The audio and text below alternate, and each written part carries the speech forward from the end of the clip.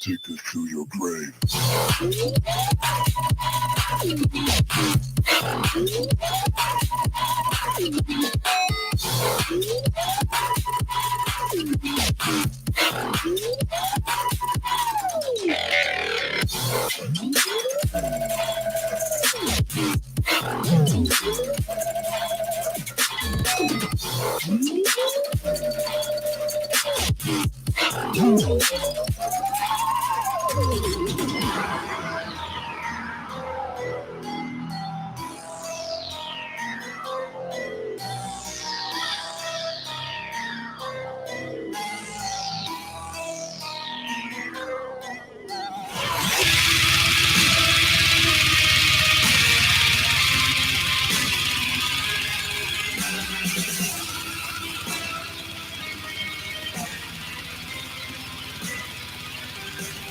In the house.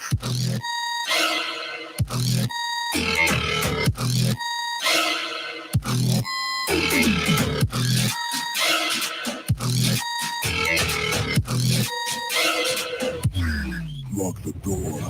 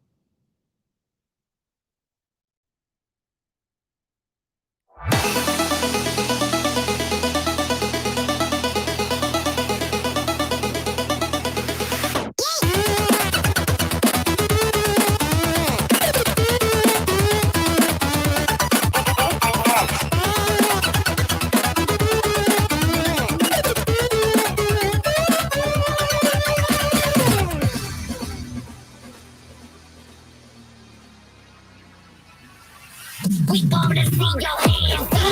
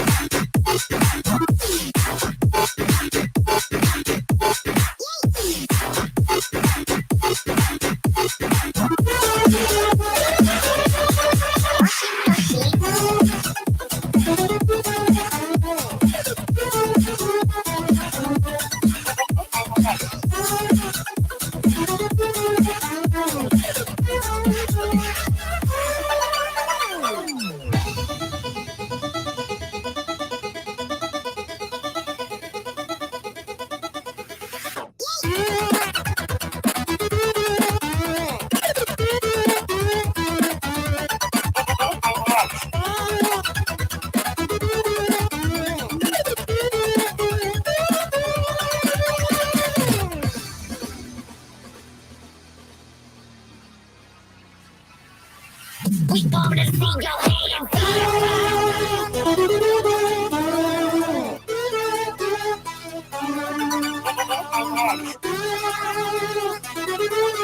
hands.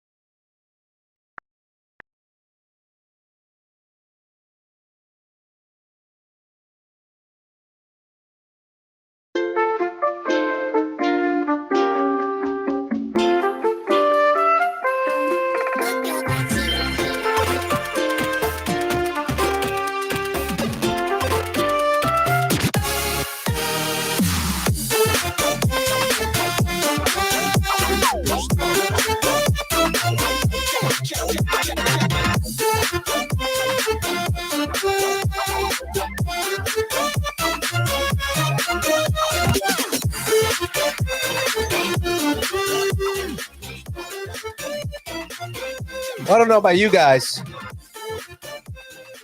but I'm pretty ready for this.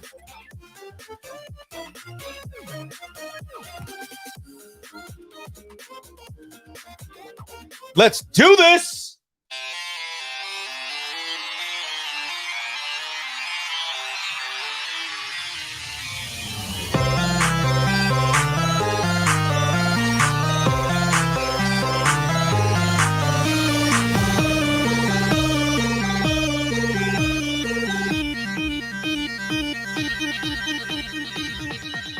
Distance nerding.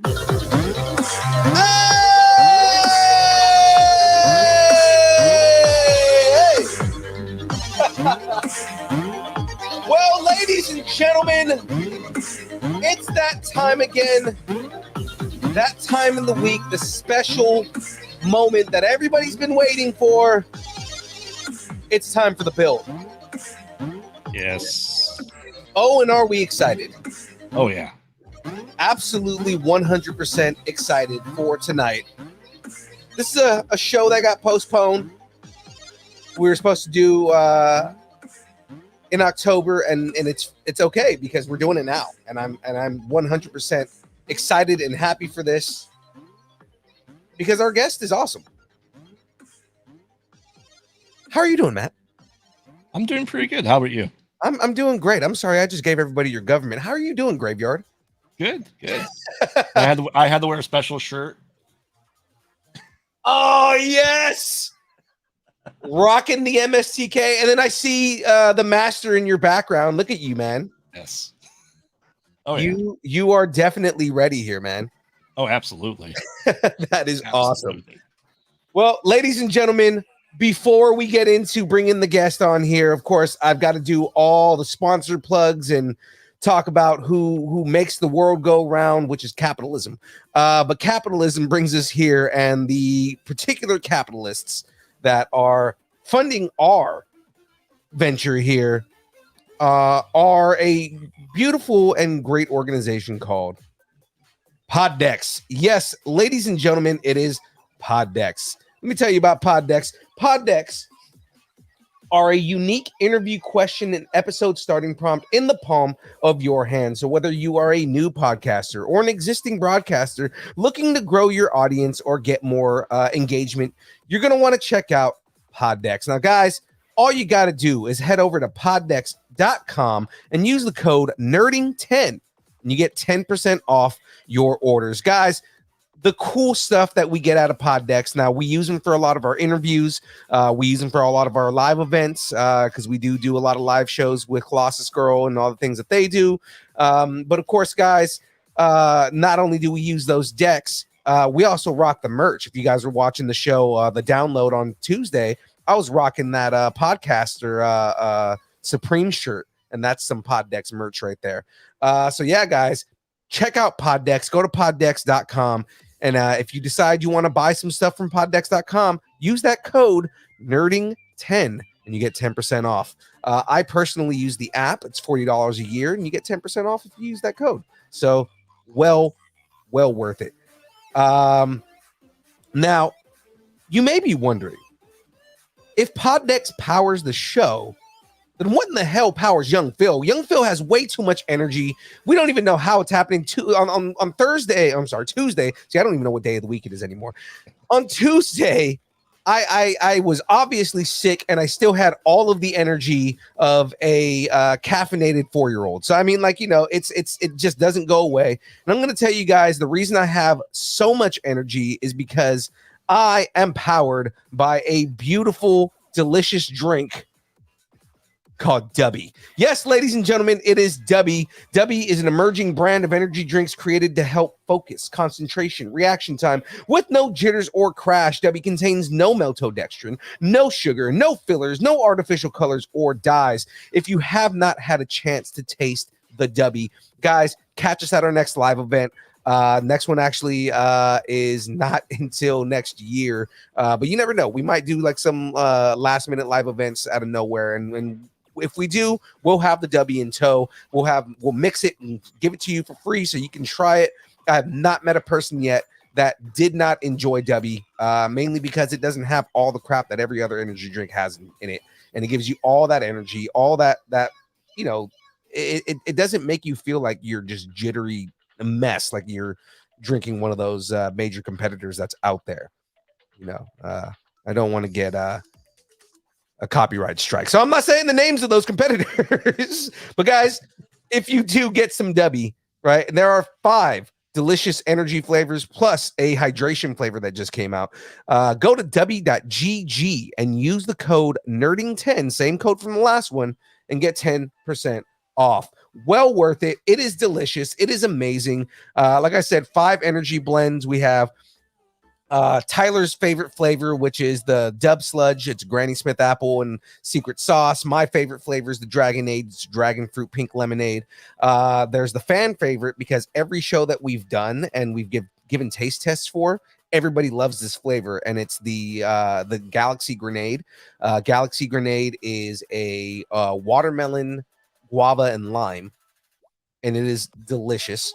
And then, of course, the newer flavors that they have out, which are the Beach and Peach, which is a Mongol white peach cooler, and Passion Joy Tea, which is a passion fruit iced tea. And again, they are really good. They don't have all the traditional stuff inside of them. It's mostly coffee fruit extract. So it's actually pretty good. And then the hydration blend, which doesn't have any energy component in it, it's more like Gatorade, is Monkey Madness, which is a strawberry banana, and it tastes like somebody gave me a good idea of what it actually tastes like at the last show we did this last weekend. And do I have it in front of me? I don't have it in front of me. But it tastes like a Laffy Taffy. Oh, it's actually really interesting. Good. Yeah, it's really, really good, man. So guys, if you're interested in getting some Dubby, you want to find out more about Dubby, head over to dubby.gg, use the code nerding10, you get 10% off. There you go. This is the Dragonade right here. Just so you guys can see how big the tubs are. Because there's no fillers, these guys will get you 30 servings. Right? And the scoop is like really small, but I don't know if you guys notice when I do drink them, I'm hopped up on coffee right now, so I don't need more caffeine, but I mean, like, it's Starbucks day. They gave out the red cups. I needed coffee. But if you guys haven't seen me make these 2 scoops for a giant mason jar. So I'll get one of those big mason jars, right? Like the fruit mason jars, and 2 scoops of that and filled with water. It's about 32 ounces of water. Oh wow. Yeah. So I mean, I do some big ones, and it's good, man. It's really good. So, guys, get in on that. Let's check this chat here, because I see a couple chat things here. So we got LA Comic Con Dev 2 through 4. It's December, James. December 2nd through the 4th. That's our next appearance, but we're not actually going to be there giving stuff away. We're actually going to be representing both Distance Nerding and a new partner that we haven't announced yet, and that's going to be our first appearance with them. LA Comic Con. See, he fixed it right there. He said, "I'm fruit extract." Yes, that's 100% true. Is that pumpkin stormtrooper shirt? It is a pumpkin stormtrooper shirt. This is actually the shirt that I was going to wear when we were going to do the interview the first time, and I was like, all right, let me put this on. You know what's good? Starting the show is good. Shut up, James. Tyler in the chat. Sup, nerds? I heard my name mentioned. You know why? Because he's my neighbor. And you hear me say, yeah, Tyler's favorite flavor. Oh shit, he's on the show. Let me go and check this. So guys, with enough ado, I've kind of just talked myself over enough. It is time to bring on our guest. And I'm very excited for this. I know Graveyard's very excited for this. Yes. We have been waiting to do this for the last couple of weeks, and I 100% believe it's worth it. So without further ado, from the 1966 film Manos and the Hands of Fate, which got a resurgence in 2003 when it appeared on Mystery Science Theater 3000. I wouldn't say she was the star, but she was the co-star because her dad was the star. Yes. But ladies and gentlemen, It is Jackey, Neyman, Jones. Hi. Hi. I was on the wrong thing, so I had to make sure the kids were happy here. How's it going, Jackey?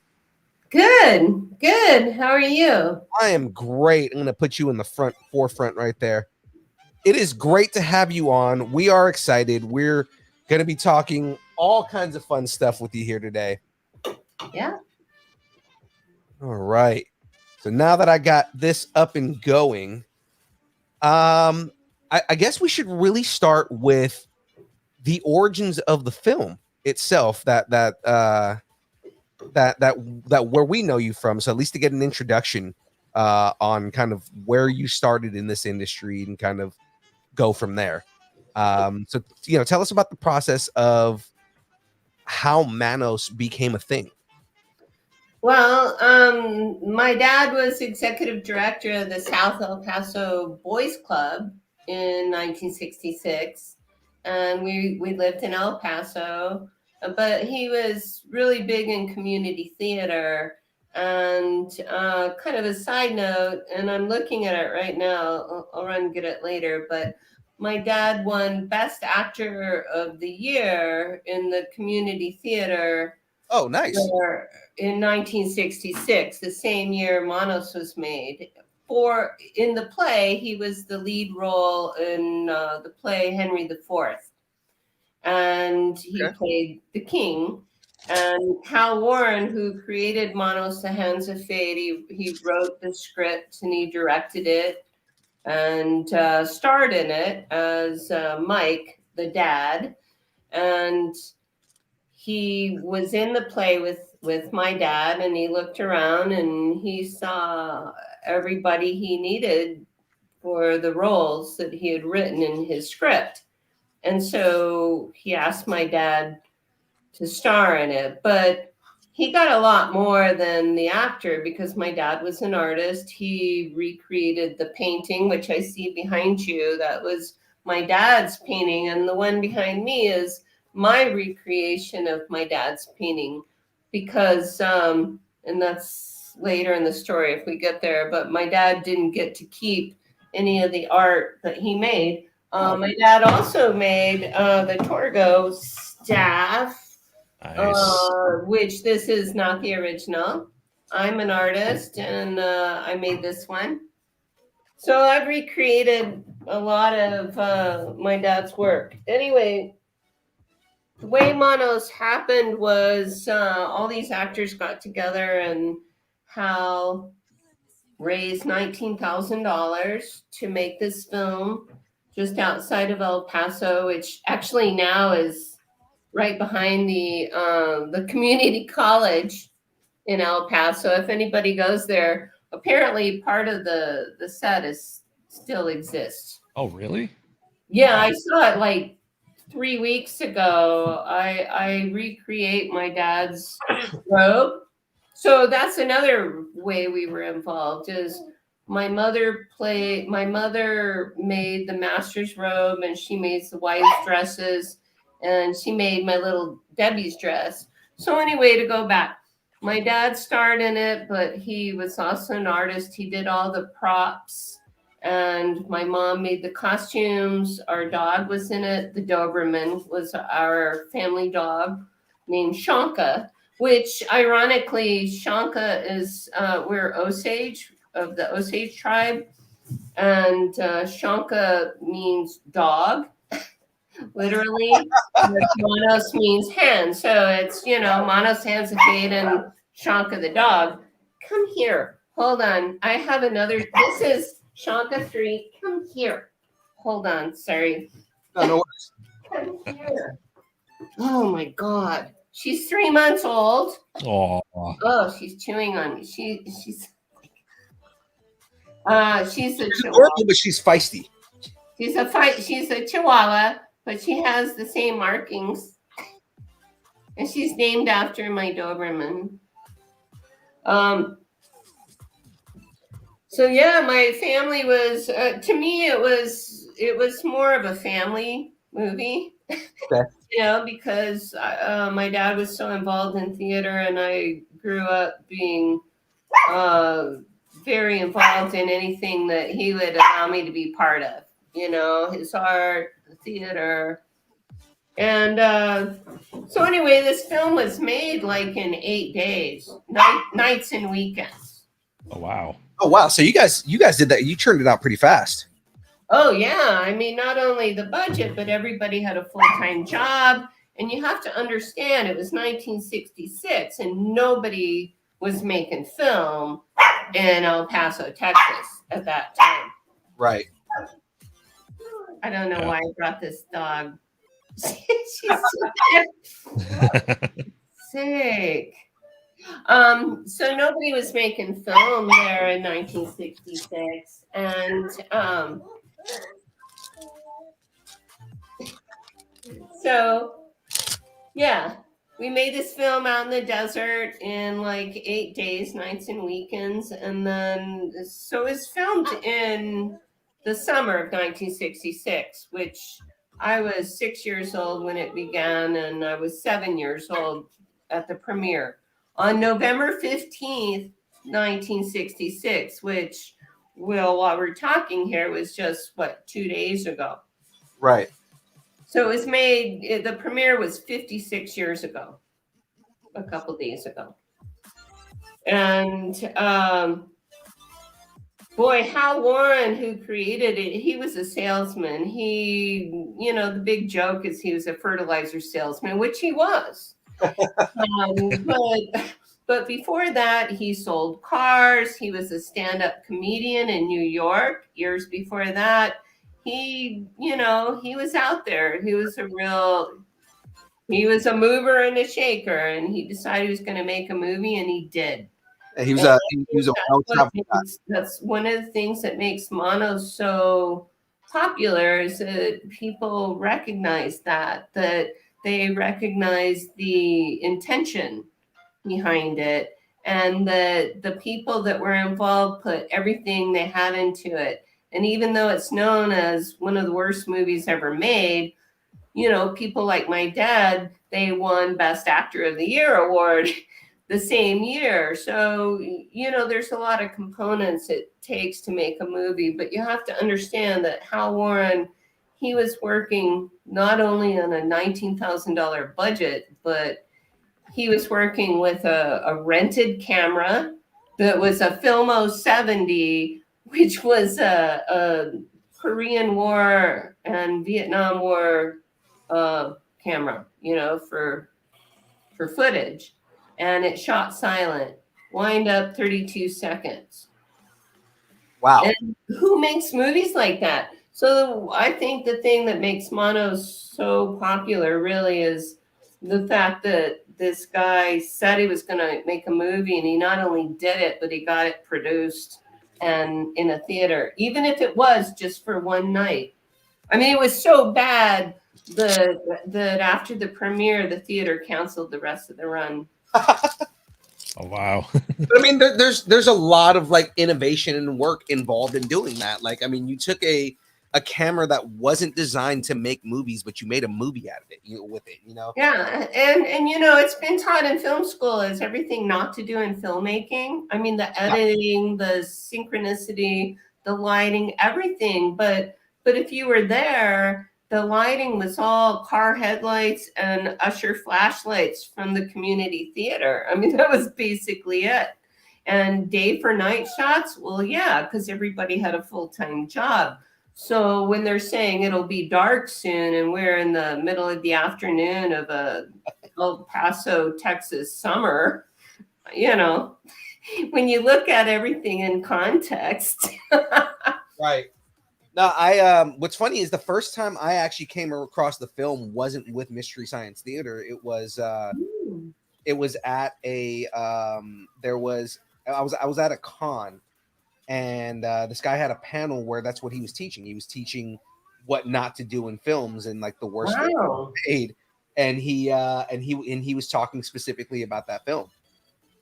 Very interesting. Yeah, I mean, it's been held up that way. It's been analyzed that way in a lot of Well, I don't know if you know about the restoration of Manos that was No. made in 2016. So this film student, this young filmmaker who was really, he grew up really loving B movies and analyzing them, and he became a film student. Well, anyway, he was looking for films on eBay, and he saw one that he was very interested in. And the guy was in San Diego, and he said, I want this film. And the guy said, you have to buy the whole box. I'm not going to just sell you, these titles. So he did. And I mean, the whole Mono story is just kind of a series of miracles. I mean, you have to think about it. It disappeared in 1966. It played once. Right. And the theater canceled the run. And my dad was very well respected in the art community in El Paso, which is still to this day a very strong community, the artistic community. And the entertainment writers were very kind, and they really didn't write anything about it. There's only one major article about it at the time, and it was Hero was massaged to death in film, which it was Torgo, and they called him the hero. But other than that, pretty much everybody just let it lie. And it's been described like a bunch of people had pulled off a heist and then disappeared, and nobody ever spoke about it again. And that's what it was like, in the theater. It was, people were riffing it during the film, and when it was over, everybody just got out of there and pretty much never talked about it. So it disappeared for 27 years. Right. 1993, it shows up on Mystery Science Theater out of the blue. And I'd been searching for it my whole life, because to me, it was the best summer of my life. Right. Well, I thought I'd never see it again. And when it showed up and my dad calls me and says, you'll never believe what I just saw on television. That was, and so I got a copy of it. I watched it. I thought that was the end of it, but it wasn't, as you can see. Well, do you know? So do you know how they got their hands on it? The restoration or the original? Oh, the original. No, Mystery Science Theater, like Yeah, how Mystery Science. Yeah. Yeah. So Frank, Frank and Trace. Frank was in charge of choosing the films, and so he, they just got films, and he'd go through them. And Mystery Science Theater, one of the premises is not just bad films, but films in public domain. Because especially when they started, they didn't have the money to buy the films. Right. So they were sent all kinds of things. And I've met Frank and Trace several times, and I'm actually working with them right now. Well, nice. But Frank has said that when he watched it, he had a lot of misgivings about it. But what would happen was Frank would view these films, and then during their lunch breaks, they would review the films and decide. And I've spoken to Joel. In fact, I wrote a book called Growing Up with Manos, The Hands of Fate, How I Was the Child Star of the Worst Movie Ever Made and Lived to Tell the Story. So Joel Hodgson wrote the prologue to my book, and he and I had several conversations about it. And he said that during the lunch break when they watched that, Frank was reluctant to bring it to him, but he didn't have anything else in the moment. And they all watched it, and everybody in the room had great misgivings about it. Okay. But nobody wanted to speak up and be the one to say, this isn't going to work. They said it was really hard to riff. But they did it, and for some strange reason, it instantly became a fan favorite. And, with Thanksgiving coming up, I have to mention they have the Thanksgiving Turkey Day Awards, and Manos has won fan favorite at least 3 times over the years. So I don't know. And I also have to mention my book is 4.5 stars on Amazon. So I wrote a really good book about a really bad movie. It's one of those movies where it's like it's so cringe it's good, you know? Like, Yeah. It is. I mean, it's so weird. We just celebrated 56 years, and I have so many people telling me that this is like a family thing for them. Like I said, to me it was like a family movie. To me, you know, my grandmother's quilt was on the bed in there. I see, you know, our family car was in there with the dented fender, you know. I mean, so many things in my personal history are in that film, and yet you know, people are telling me that they force their kids to watch it or whatever, but now they're on, you know, a couple generations where Monos is something that they bonded over. It's crazy, all the really talented projects that have come out of it. And me as a professional artist, I can totally relate to that. right. I mean, there's Monos Hands of Felt, you know, puppet theater. Look it up on YouTube. It's you know, Rachel Jackson created this wonderful puppet play on it. There's been 4 stage productions. One of them was a rock opera out of Chicago. There's trading cards, video games, coloring books, several novels. There's other movies. It's been mentioned on How I Met Your Mother. It's Elvira, Cassandra Peterson riffed on her show, and I got to meet her in person a few years ago because we were both guests coincidentally at the same convention. Nice. I put the link to Manos and the Hands of Felt in the chat right there for anybody. Yes, it's on Yes, YouTube. it's good. It is. It's good. very good. I love it. I got to see it in person. I mean, you know, there was a stage production in Portland that I learned was happening a few years back, and I contacted the creator and I said, can I come see your show? And they were so excited. They said, do you want to be part of it? So they got me a bed and breakfast. I live 70 miles from Portland, but I got to stay in this cute little bed and breakfast for 2 weeks during the run of the production. But if you know the film, it was shot silent and the whole film was dubbed. And all the women, including my 6-year-old voice, was dubbed by one woman.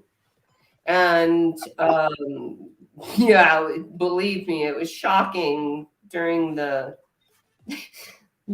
premiere when I heard this voice come out of my mouth. Right, you could go watch it. Well, it did. Jarring. It was horrible. It was, yeah, I'm laughing now. You know, it was really humiliating. But anyway, in this stage production, it was a comedy. It was wonderful. And they had my character played by a doll on stage.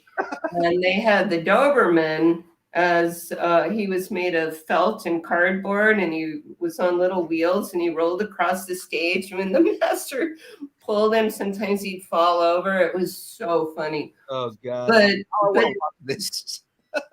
But they invited me to be part of the show, and I got retribution because I got to sit in the sound booth and be my own voice. Nice.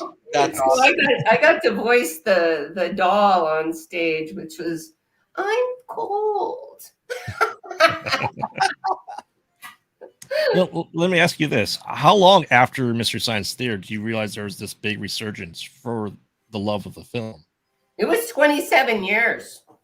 I mean, yeah, I mean, I grew up, and when I graduated high school, I was going to junior college, and this is all pre-internet, and I started searching for it, and I called university libraries, and I tried to find it, and I got no leads on it. I learned many years later that it did do a short run on the drive-in theater circuit, especially around West Texas, where it was like the third movie on a horror night where they, it was the movie to get people to go home.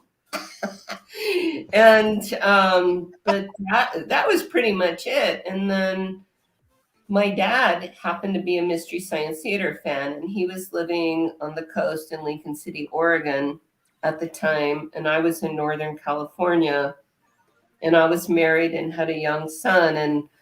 And I remember my dad called me in January 1993, and he said, "You'll never believe what I just saw on television." And he'd been napping, on a rainy January Oregon coast day and watching MST, and he heard some familiar music, and he opened his eyes and he saw himself, and he just watched it in horrid fascination.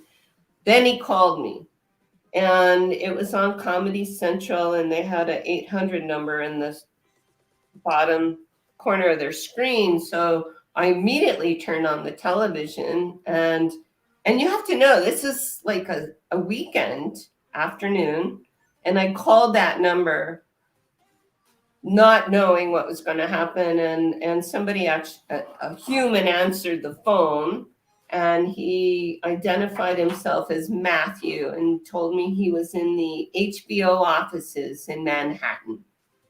And I said, "You just showed this movie that my whole family's part of, and I've been searching for it my whole life. Is there any way I can get a copy?" And these are VHS days. Yeah. And he asked the name of the film, and I told him, and he said, "Oh my God, are you Debbie?" 27 years. And that was the first inclination. And so he sent me a copy of it, a bootleg copy. He just copied it. No, he said, "That's our favorite bad film here in the HBO offices. I just had it on my desk last week."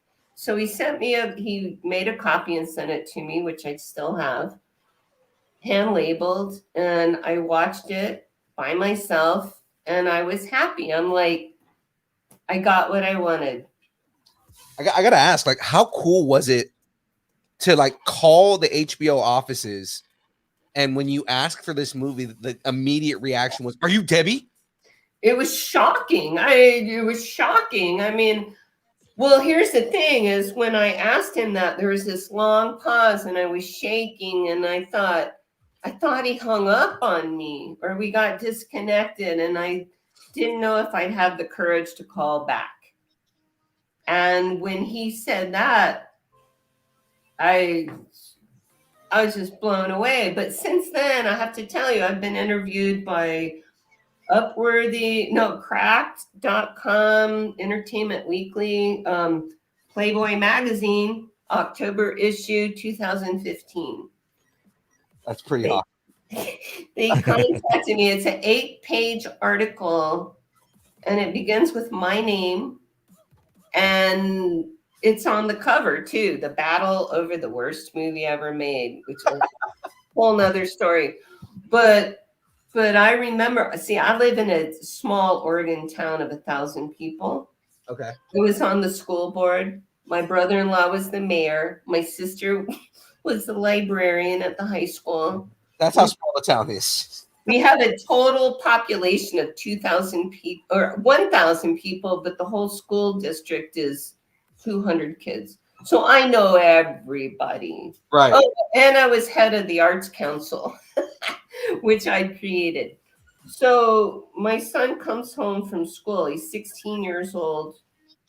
And he comes in, and I hold up the magazine. I go, "Guess what, honey? Your mom's in Playboy Magazine this month." I gotta imagine his reaction is, Yeah. no.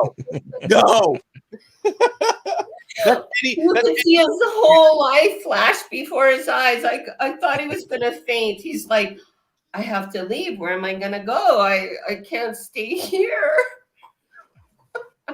And then I go, "No, honey, it's just an article." I mean, because we all know Playboy's best known for their articles. I mean, that's course, that's the yes. only reason that that anybody reads Playboy. Correct. Yep, for the yep. articles. Hey, they're pretty brilliant. I mean, I have to say, but yeah. I'm So- not gonna lie. At one point, I did start reading the articles, and that was more interesting than anything else that was at one point. But this is also like as I was older. Yeah, well, you know, I mean, I grew up in El Paso, Texas in the 60s. We were the only non-Hispanic family in our neighborhood and pretty much in my school, and very Catholic. You could see the Rio Grande River and Mexico from our porch. And so we were oddities. My dad was an artist and he painted a lot of nude paintings. And we had Playboy next to Red Book on our coffee table. And so, yeah, we were different.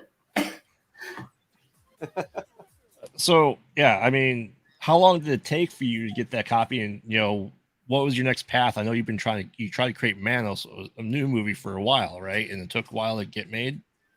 Well, yeah, we did a sequel in 2016, Manos Returns, and I'm so glad we did it because my dad was still living and he got to recreate his role as the master.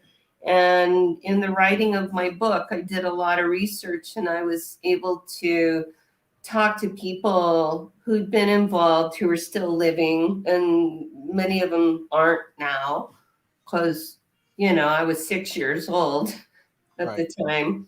And, but I was able to find Diane Marie, who played my mother, Maggie, in the original, and she's still living. She lives in Colorado, but we had her recreate her role as my mother, and we flew her out from Colorado. And coincidentally, my studio space here where I am is the same room that she and I filmed we filmed several scenes from Manos Returns in this building, but this particular room is the room that she and I did our scenes. Is that with the mirror? The mirror Yes. scene? Okay. Yes. Yeah. Okay. Yeah. How'd you? I mean, yeah, I'll be honest. I watched the trilogy just to prep for this again. I've watched it when it was MST3K. I had it on VHS. I had it on DVD when it came out. Like I said, I rewatched Manos, Returns and The Rise of Torgo. Oh, okay. He was a fan. Sorry, I'm a little embarrassed about that, but I mean, David Roy, he did with the the intention and the love, and that's the thing about so many of the Manos projects is they're done with so much love for the film that I don't know, it's mind-blowing to me, the talent and the people that I've met over the years and the opportunities I've had for other projects. I want to get back to the restoration for a minute. So Ben Soliday, the young man who found the film by accident because he bought this box of film from Etsy, on eBay, he found the 16 millimeter film that didn't even have the original. It didn't even have the title Manos Hands of Fate on it. It had the original title, which was Fingers of Fate. But somehow he knew what he had. He had the 16 millimeter, the original film that went through the camera in 1966 with the Scotch tape editing, everything. Yeah, original. That's amazing. I know. The whole Manos story it's. I don't even know how to explain it. If you believe in, I don't know, paranormal or multi-universe, or there's so many things that have happened in this that I really can't explain. And this is one of them. So he found the universe wanted this movie to be out there. What's that? The universe wanted this movie to be out there. Oh, yeah, in so many ways, in so many levels. So he found it, and you have to understand. I know, it's 1966, which is like $130,000 today, which is still nothing to make a movie. Right. But Ben found it, and he raised $46,000 in 2016 to restore it. And he restored this film the way you would restore any Hollywood film that was recovered. I mean, it was filthy. It was edited with Scotch tape. It was in bad shape, but he cleaned it frame by frame and he put it out there. And today it's a whole different movie. Like the Mystery Science Theater is like a copy of a copy of a copy. It's like looking at it through a screen door. But the original is, you can see the mistakes so much clearer. You can see the things where, the crew, Bernie and Bob, got frustrated and started testing Hal Warren's powers of observation. So these things are still in the film, like the beer bottle behind my dad when he's got his arms out. They put it there to see if Hal noticed, and it stayed in the film. I mean, there's other interesting little things that, and plus, because it was rented film, pretty much everything stayed in the film. There are very few outtakes, but in the restoration, if you buy the film, there's some extras, including outtakes and an interview with me and my dad. And, there's just some really cool things that have happened over the time that gave my dad and I a real opportunity to come back together. There was a lot of healing and a lot of good things that happened because of this film. A lot of good family stuff. I like this story. I was already interested in it, but like I'm like 10 times more, like engaged in this now, because it's like everything that's behind this is just so interesting. It's incredible. So, you talk about pop culture, you talk about different things in your podcast. I have to tell you, I couldn't think of something better for me, myself, as who I am as an artist and a creative person and how I grew up, because, I'm a 70s kid. I graduated in 77, but my best friend and I in high school, we were really into Fire Sign Theater, which was, they were LPs. They were kind of ahead of us, or, behind us. I mean, they were popular before we got into them. And their type of comedy is very much like Mystery Science Theater. And she and I drove everybody nuts. We memorized every album and we had a riff for anything, And so when this thing came along and I got into it with the fan base, I just always say, I was like, this is my tribe, this is where I was meant to be. These are my people. Right. God, I love this. Like the, because I mean, again, it is pop culture. Like wherever you fall on the spectrum of pop culture, this is it's a film that, for better or worse, defines, just kind of innovation in pop culture.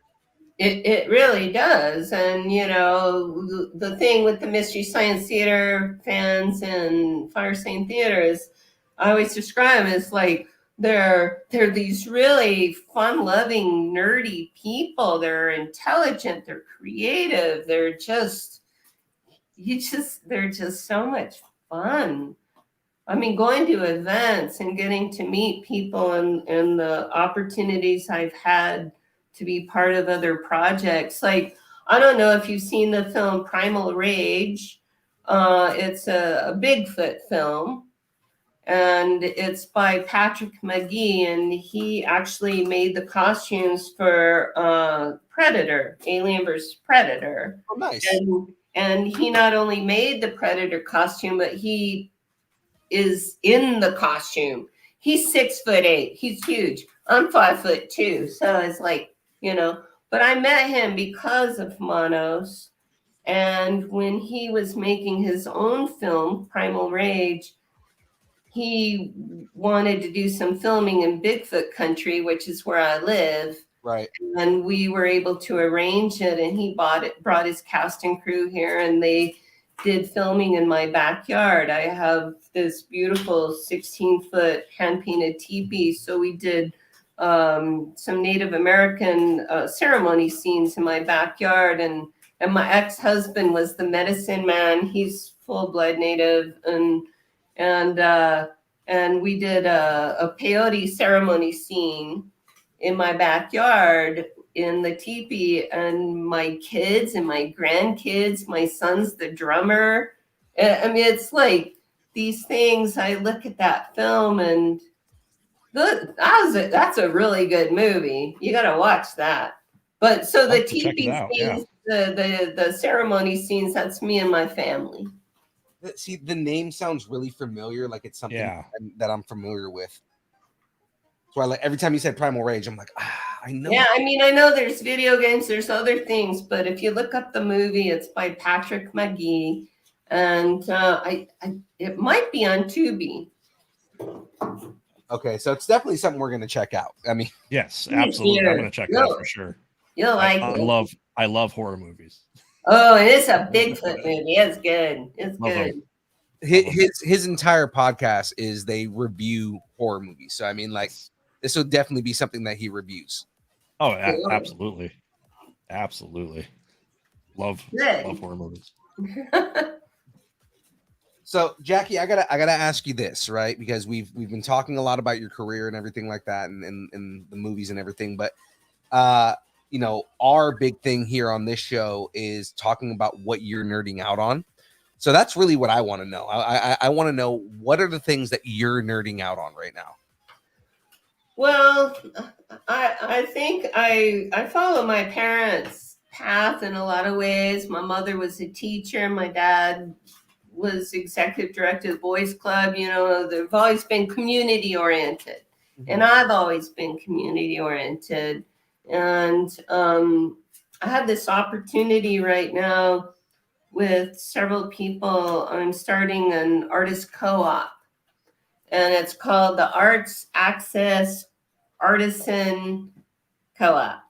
And we're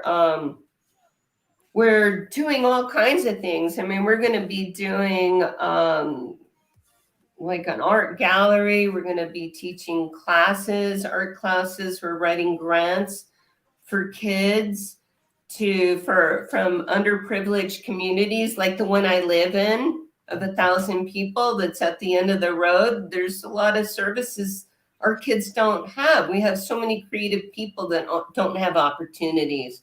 So this is a collaborative effort. We're bringing in the whole community. We're going to have an independent filmmakers night once a month. We're going to bring in local independent filmmakers and have Q&A. We're going to have a community art night. We're going to have ballroom dancing classes, all kinds of things. I mean, whatever we can imagine, and it's all in this incredible historic building in the closest town to me called Dallas, Oregon. And it's a building from 1903, and it was a J.C. Penney's from 1913 to 1989. It's just this massive, beautiful building with identifiable ghosts. Yeah. That's cool. And Manos Returns, our film Manos Returns, was filmed actually just across the street upstairs in another building that is creepy.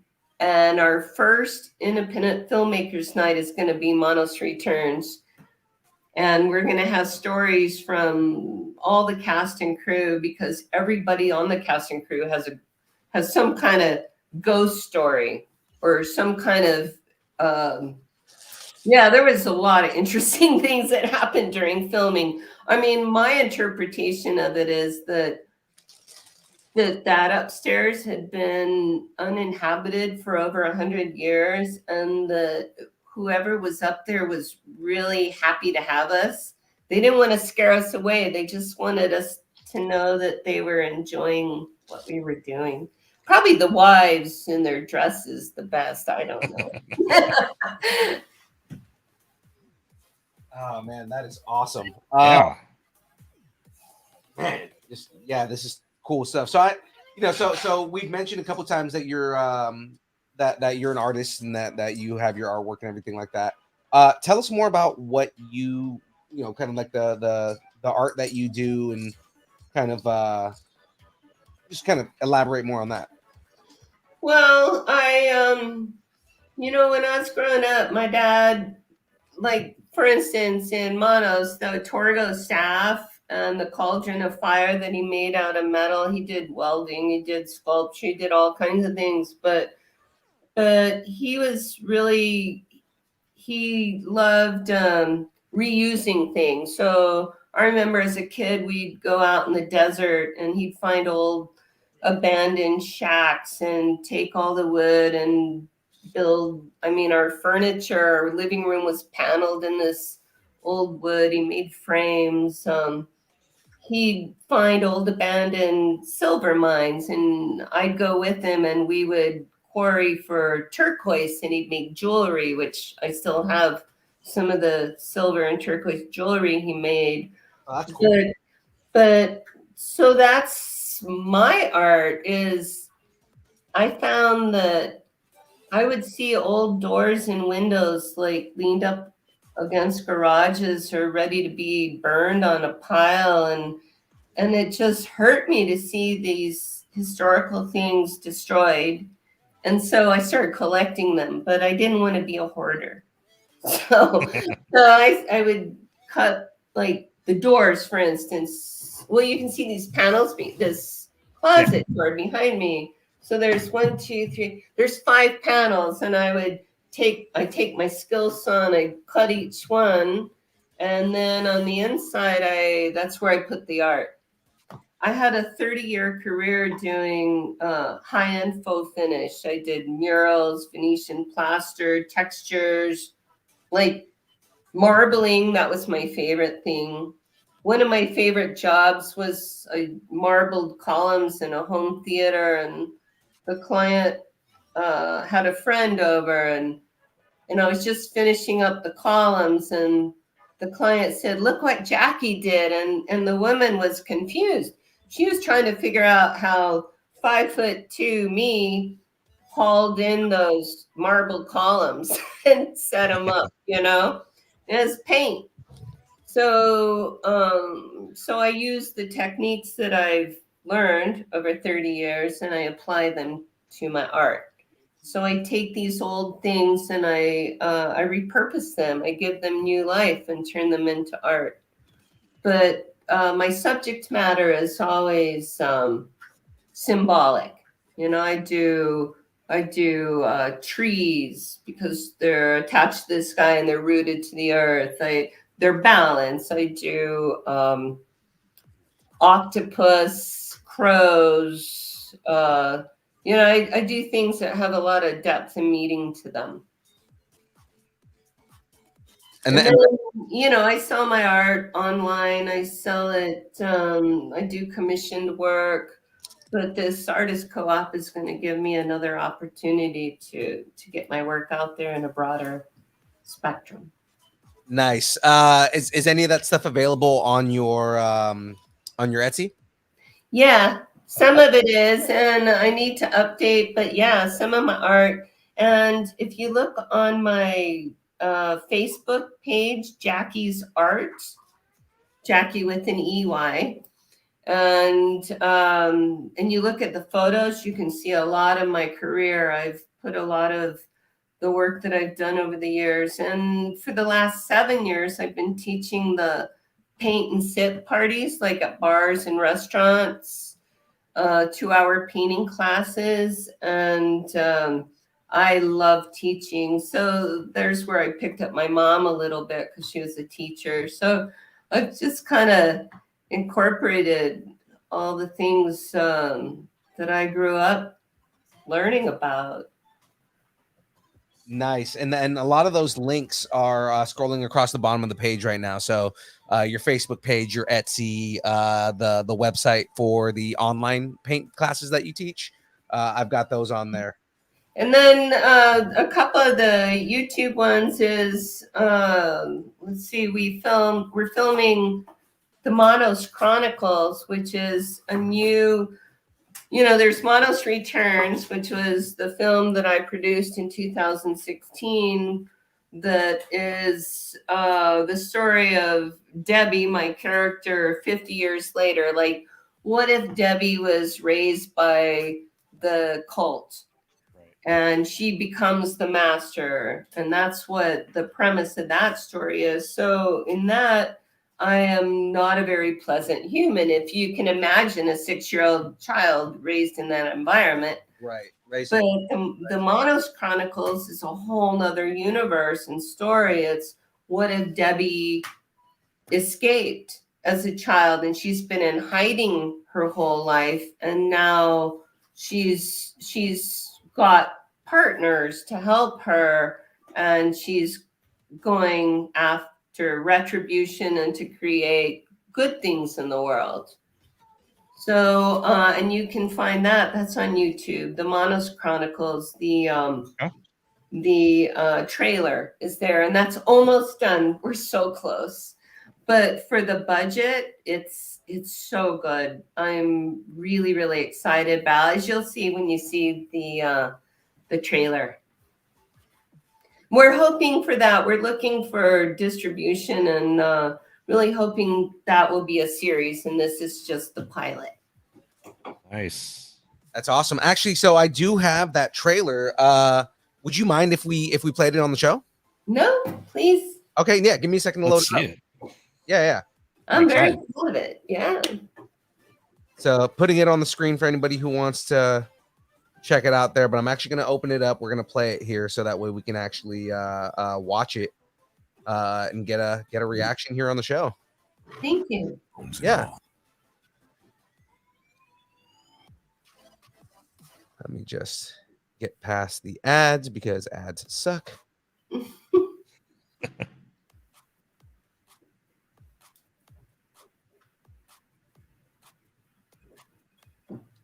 Oh, okay, no. So the trailer I have here is from Monos Returns. Okay, well, that's a different one. Yeah, I've got two. I think I put that one up there, but that one's good too. You can show them both. I can do that. Let me just make sure I grab the trailer for the other one too. Yeah, I just kind of sent you all the links without labeling them. No worries. I think I found it. If you haven't found it yet, Phil, put it in the chat. Oh, perfect. Thank you, sir. Yep. Monos Chronicles. Okay, so I've got those queued up. Let me go ahead and add them to the screen here. Yeah, I call it the Monos verse. It's like with what is it? Torgo. There's just all the movies, all the stories. Everybody has their own interpretation of it. It's like Monos was such a thin script, it's people have expanded on it in so many ways. Yeah, this is gonna be fun. So let me go ahead and condense the screen a little bit. Let's actually change my camera so we can actually do an actual reaction here. Yeah, that's the Returns one. Yeah, so we're gonna do that one first. We'll do Monos Returns first. And then after that, we'll do the Monos Chronicles. Oh, and before we start, the very first wife there, that's Rachel Jackson, who created Monos Hands of Felt, and she's also one of the writers and producers of the show. That's awesome. All right. So, guys, everybody that's watching right now, so we're going to do the world premiere. This is from 4 years ago, but this is the trailer for Monos Returns. So let's go ahead and check this out. What were you doing, Torgo? Hello, officers. How are you doing today? I'm Sheriff Jennings, and this is Deputy Georgia. I'm Clara, by the way. I am Torgo. Me, Jay. She, Mickey. She, what? Monos knows all. Manos is all. This is starting to feel oddly like a dear friend house letter. Have you had a visitor, Mother? You shall have a new master. Oh, that's your dad. Yes. Praise be to Manos. Praise be to Manos. Praise be to Manos.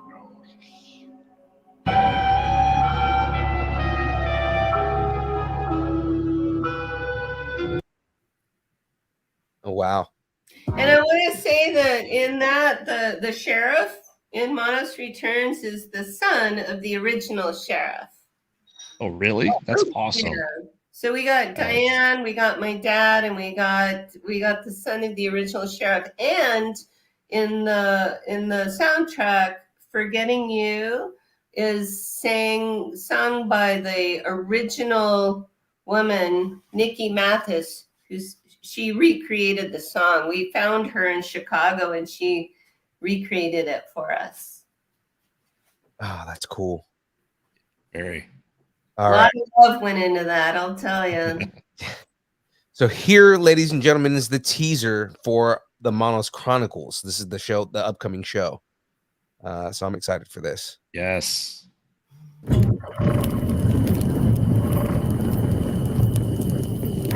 Hecate, unlink these two spirits, one living and one dead.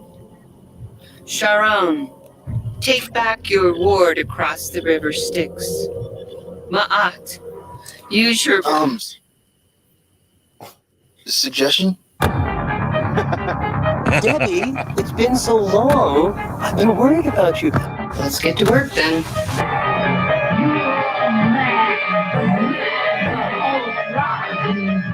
Oh, really? This staff and I been together a long time. We're bonded. Long history. It's gonna sound weird, but maybe like some red hands of fire? So that's the staff. The staff of Manos! Well, guardian angel, I guess. Not the first time I've been called that.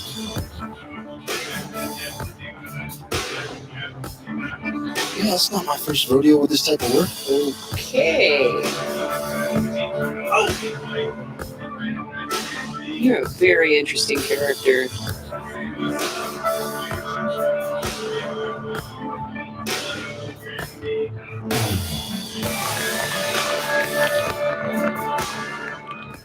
Are you helping or not? Oh, man. So like the production value immediately is like really high quality. I noticed that right off. Oh, I mean, that's what's taking it so long is that Willow and her husband, Craig Paulson, are so particular about it. And I mean, that trailer was made a while ago, and they've just, oh, wait till you see it. I'm just so excited about it. Yeah, like I said, I mean, the first thing I noticed is the production value is definitely a lot higher. Wow, it looks really good. Yeah, we're just putting so much time and effort into this. I really think it's gonna to go on to more. I'm very much looking forward to it. And Timothy Crabell, my co-star there, he's working so hard. He's getting a lot of roles. So he's creating a real name for himself as well. I like the audio restoration in the background. And you can hear the incantations going on.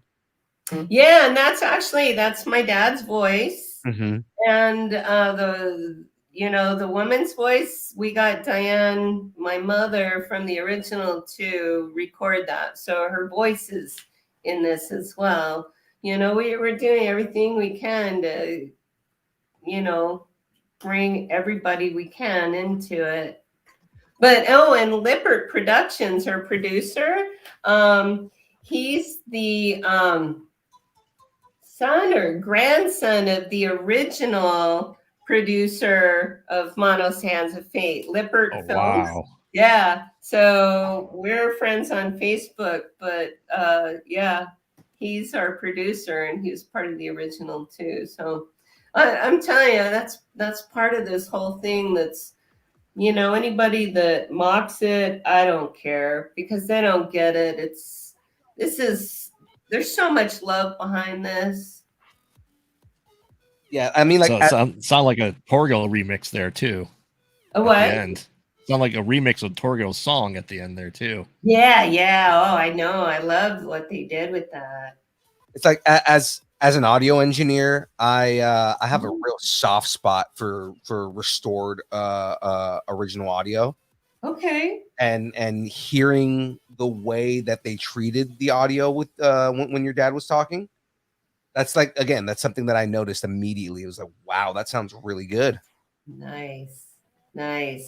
Well, I'll tell you, there's a lot more they've added to it, and that's the only reason it's taking so long is, with the low budget, they're doing it all themselves. But Willow had, and I can't remember what it was called, but she had a web series on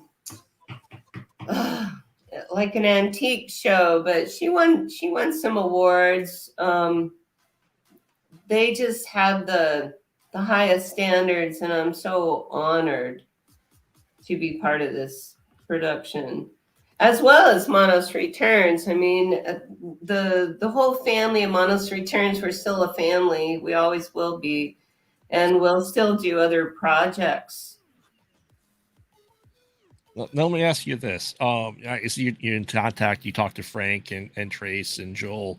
Do you think it'd be fitting if had they asked you to do Miles Returns in their new show or on Rift Tracks? I mean, would that come full circle for you too?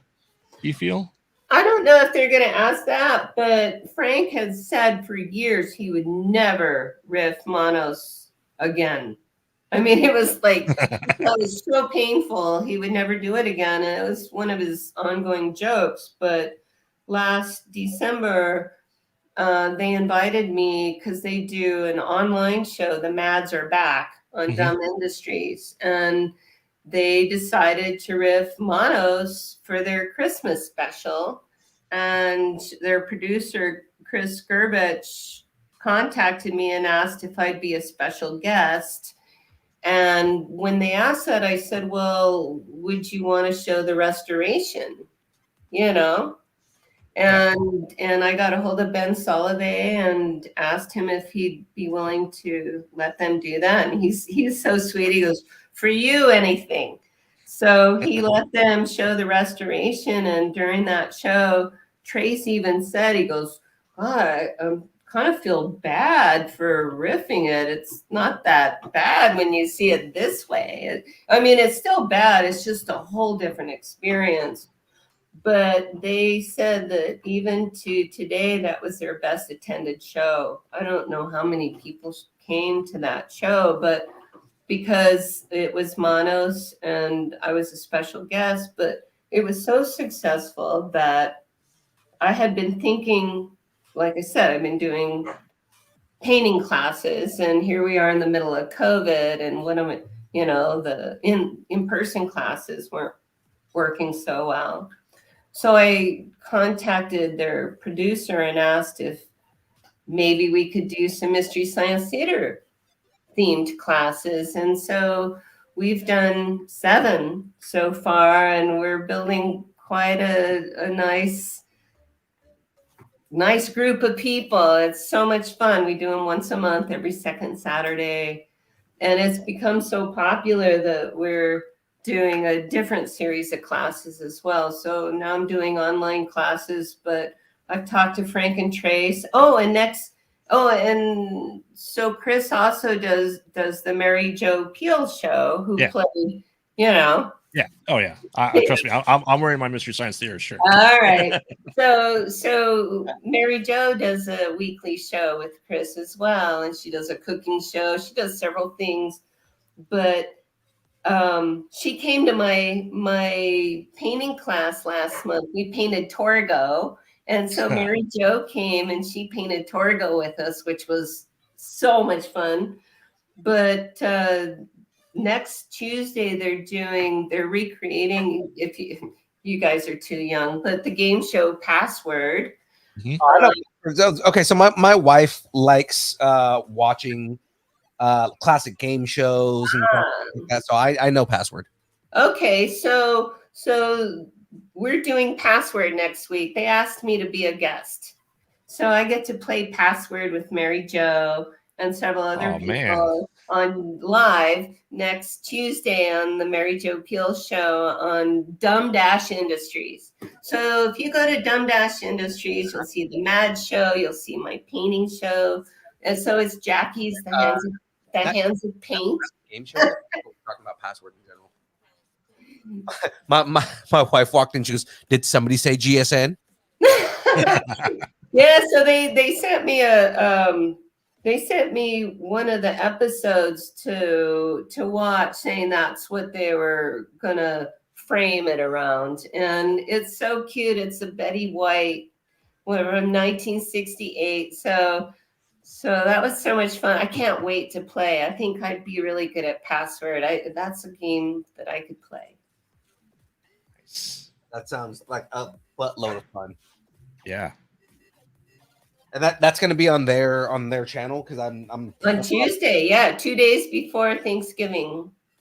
On Tuesday. We've got the download. I'm still going to go back and watch it.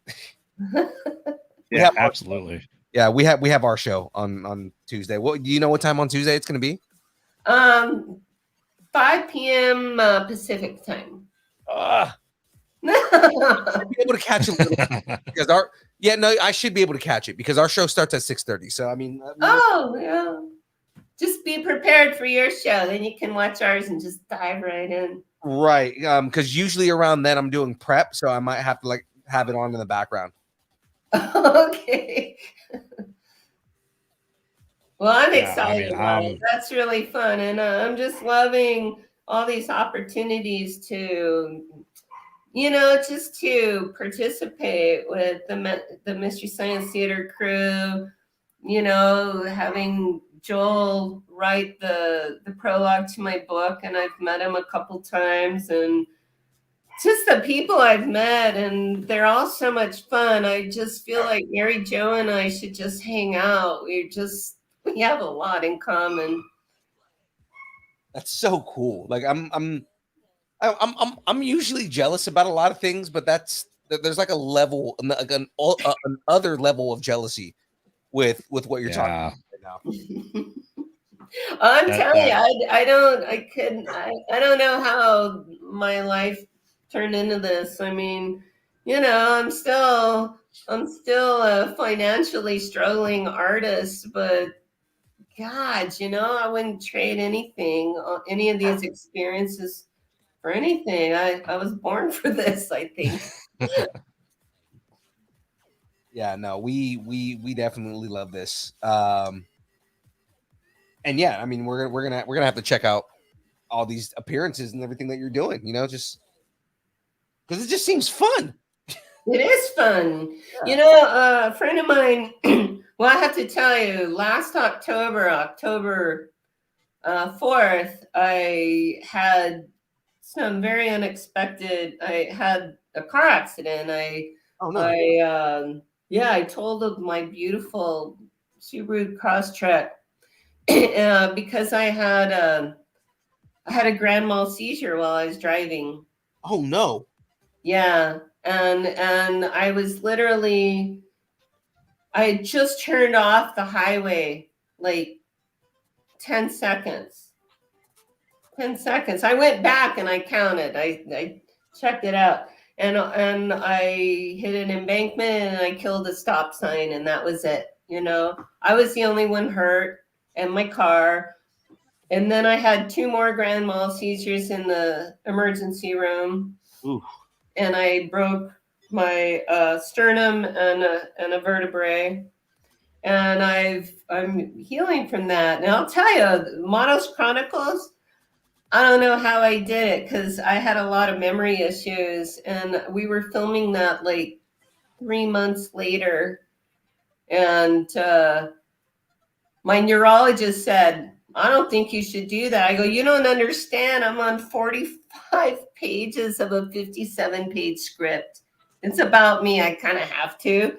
Right. And I tell you, I watch this stuff and I can't tell. It's just a miracle to me. But I'm so grateful for where I am and the healing and everything. I'm just so ready for these next phases of my life. You know, the whole Monos story is a series of little miracles, and I'm just so blessed and grateful to be able to do this. You know, it's a very unique place to be in the world. Right. And I mean, you definitely can't tell looking at the trailer that there's anything like that going on. I can't either, and that's not just me, but it's them and their love and their working with me and their patience, and you know, they just made me so comfortable. And I don't know how I did it either, but I'm very proud of it. And I really hope we get to do some more episodes because I'm ready. Yeah. Now, is this going to be on YouTube, or is it? Do you guys have a network that you're planning on trying to pitch to? Well, you know, I'm not part of the production side, but I know that Willow is gone. She's talking with different platforms, like like Netflix, and I don't know. I'm not really sure. I know that the goal is to find a distributor that's going to to finance some other episodes. I mean, that's the whole idea, is to move it forward. And then I'm looking for I'm ready to get out there and go to conventions again this next year. So there's a couple other things, other film things that I'd like to be part of. Some of the, the film shows, Right. And so I'm just hoping to get out there more. And I got this puppy here. I've made her a little master's robe. So we, oh, if you look on my Etsy site, yeah, I make doggy and kitty robes. That's awesome. And she's very comfortable in hers. And so, yeah, she's going to be my little sidekick at conventions. You know what, like, started a resurgence of Mystery Science Theater for me was Pluto TV. And I know Pluto TV has been I know they've been trying to do like original content, so that might be a place where she might want to look. Maybe. I don't know. It just depends on who's willing to finance some future episodes. I mean, or Shudder. Shudder's done a lot of horror related things. Yeah, Shudder actually is another really good idea because they've financed a lot of like horror stuff. Very cool. Yeah. Well, I know it's going to happen. I feel pretty certain of it. Yeah, like I said, it looks good. So I mean, I don't really. I mean, you guys have a big enough following that I don't think that, like, not that you won't have trouble, because I mean, there's always that whole, production company side. We have doubts and all this other stuff, but like, I mean, I think you guys would do well. Well, the way I look at it at this point is, so the whole Monos thing from the beginning in 1993, I watched it alone in my bedroom and I was satisfied. Like, I got what I wanted. I'm happy. I've been happy from the very beginning. And then it reaches another level. And I've been watching this over the years. And I mean, it's been more than 27 years now, right? Right. Since 1993. I always say I'm an artist. You do the math. But it goes to this level and then it kind of levels out. And I'm like, well, that was fun. And then all of a sudden it goes again and it goes higher. Right. And I enjoy it and I have a great time at level. But it's happened so many times at this point. I just don't think it's ever going to stop. It's going to go, it's going to level out. But the truth is, it's becoming more precious. Right.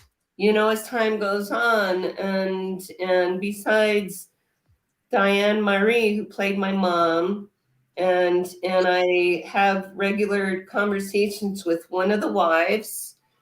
And I have to tell you, the credits were all screwed up. Hal was in such a hurry. He didn't even know those women's names, so he made up most of them. Those aren't actually the actual women. So the woman that I talked to, Isela Garcia, she still lives in El Paso, and her name is not in the credits. But we talk, and so besides her and Diane, they're the only ones that I know of that are still living.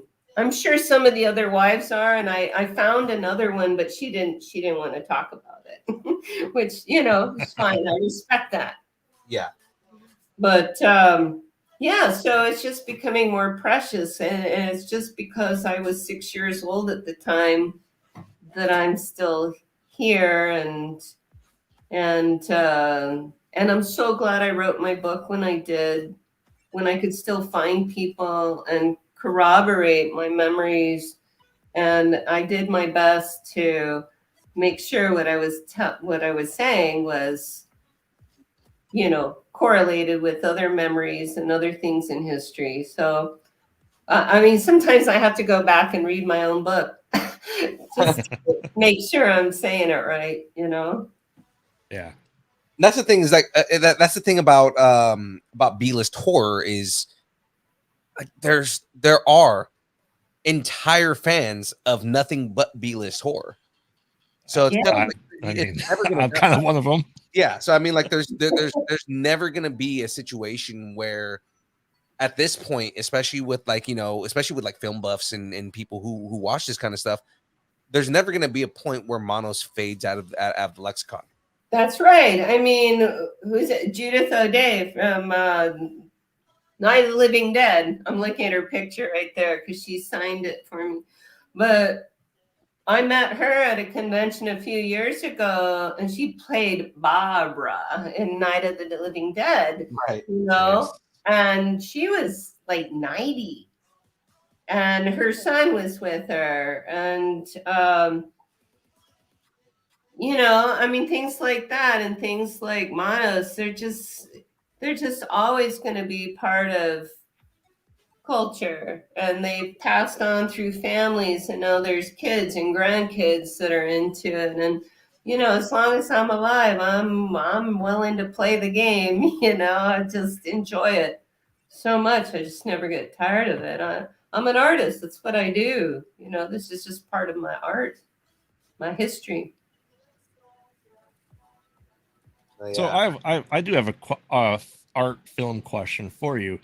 Since I've been knowing, you know, Distance Nerding and their sister channel, we've been kind of joking around writing a horror movie script. Do you have any advice on how to really? Bill knows about this. Oh yeah, writing a script. Yeah, and just kind of going to get it made and stuff like that. Any first timer advice? Gosh, I mean, you know, everything I've done pretty much been do it yourself, you know. My advice would go back to the way I treat art in general as a collaborative effort, you know. I've always, every relationship I've had, they've always said, you're so stubborn, you know, you're so independent. It's because, you know, I know what's in my head. I know what I want to see. And so when you can find people that can understand those ideas, but have other skills, that's what I'm learning through this co-op. That works best. And I've always said I play well with others.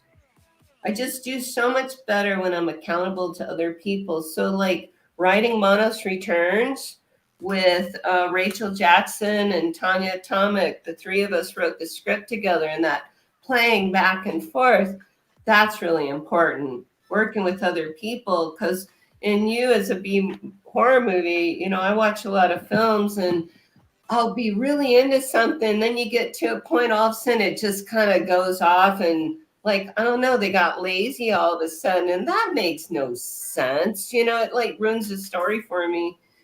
But you know, when you have people coming from different angles and points of view, then you can kind of work those things out better, I think. You know, as far as getting it out there, I don't know. You know, I found that on Monos Returns and the Monos Chronicles, crowdfunding is a great way to get it out there. Right. I mean, just to get it done.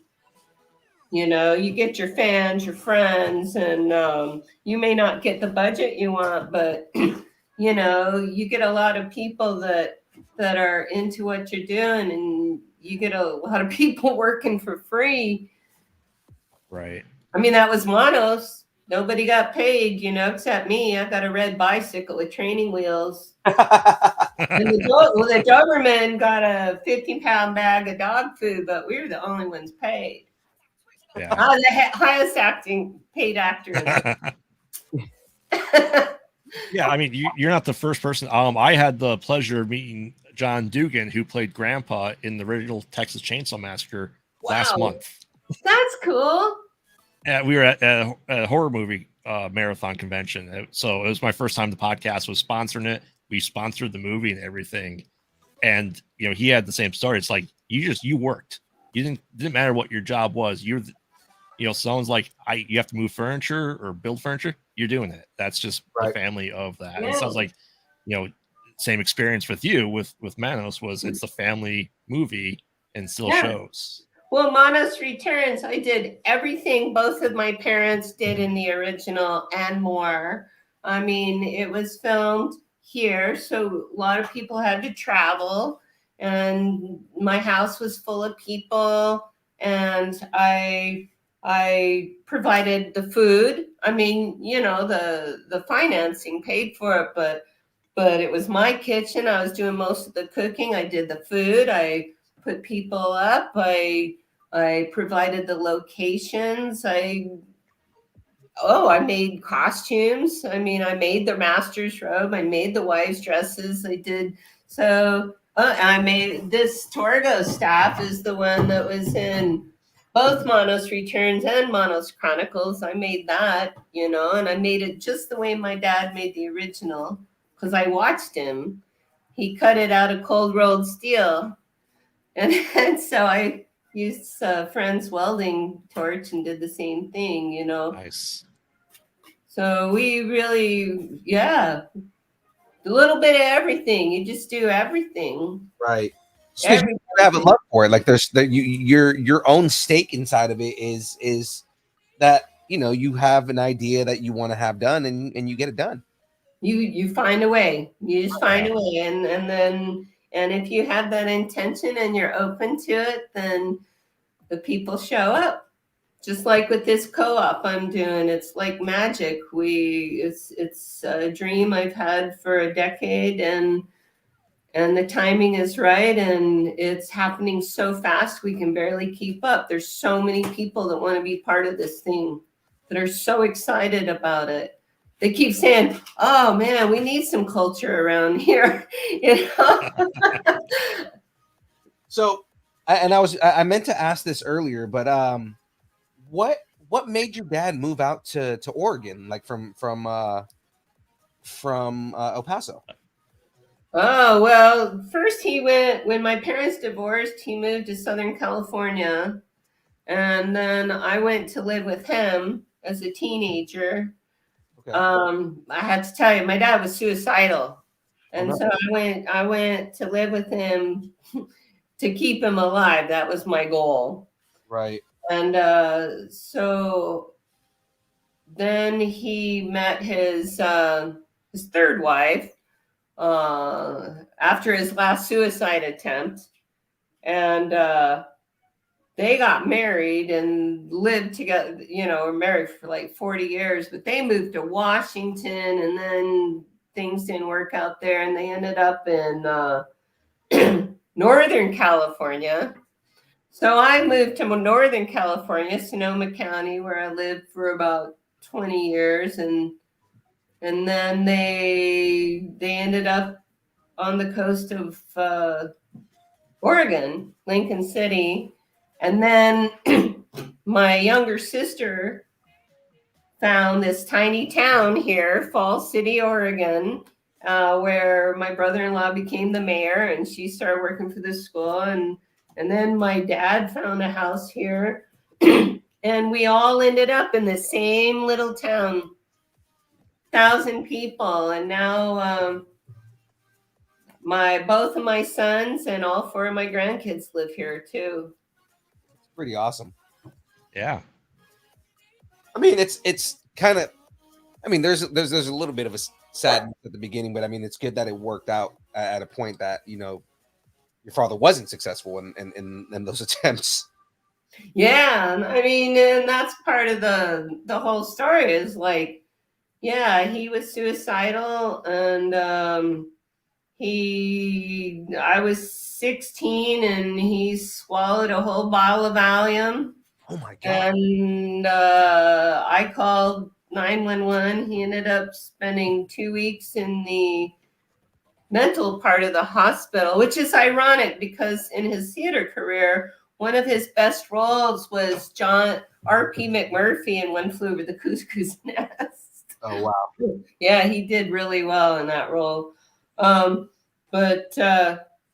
So he tried to kill himself, and then he got out of the hospital after 2 weeks. In the meantime, I just kept going to high school. I didn't tell my mom. I didn't tell anybody. My friends helped me get to school because if they found out, somebody might have intervened. Right. You know what I mean? And I wasn't going anywhere. I was going to be right there. So like 2 weeks after he got out of the mental hospital, we lived in a 4-plex apartment building, and he had a crush on the lady that lived behind us. And her husband walked out on her, and so he was military, she took his military gun to kill herself, and she was shaking so bad when she pulled the trigger, she missed her head. And the bullet went through her bathroom wall and lodged in our bathroom wall. And that's how they met. Wow. And they were married for 40 years. Wow. But during that time, she felt threatened by me, and I was kicked out of the family for 19 years. Oh. And when Manos came out, that for some reason, that was one thing that she allowed us to do together. If it was Manos related, and I don't know why, I really don't know why. Maybe it was just her way of letting, I don't know why, but so I it could easily been that your dad, just that was something with Manos things, you know, and that's how it built. It was a lot of healing. I'm really grateful for all the healing that happened through this whole journey. Yeah, like I was saying, I mean that it easily could have been that was something that your dad, like, you know, like that was a hill he was willing to die on. Was, you know, this is something that I did with my daughter, and I don't, you know, I need to share this with her.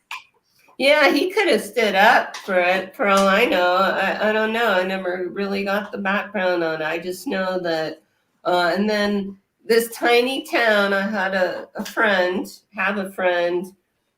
and who's a musician and does his own film. And he and my dad became friends, and that was our neutral territory. We were allowed to, so we always went to Rick's house. And Rick was part of a lot of these projects, including Manos Returns. I mean, again, some good comes from tragedy, I guess. Oh yeah, well, a lot of good came from this, and like I said, I'm just so grateful for those last years that I had with my dad, and able to bring him into these things, because I got the cast party pictures from Manos Returns, and just the look on his face. I mean, him getting to be honored in the way he got to be honored, and to be recognized, and to be able to see the love was that was the best thing I could ever do for him, was to make those connections for him and with him and for the fans. And there's nothing that can ever replace that. Right. How are we looking? Okay, I can do another bag. I'm just like, okay, So- how? I was gonna say, how excited was your dad when did you talk to him about the project for Manus Returns, and like have him reprise the role? Like, was he, you have to twist his arm? Was just like immediate yes, I'm doing this again? Oh yeah, he went along with it all. He just really enjoyed it, and then and I got to make the robe that he wore. That was really fun. So when you remade the robe, sorry, man. I was gonna say, when you remade the robe, was he excited about that? Because who made the original robe again? It was my mother, your mom, right? Yeah. So when you made the robe, the new robe, and it was like a remake, was it a nostalgic thing for him? Was he all like excited about it?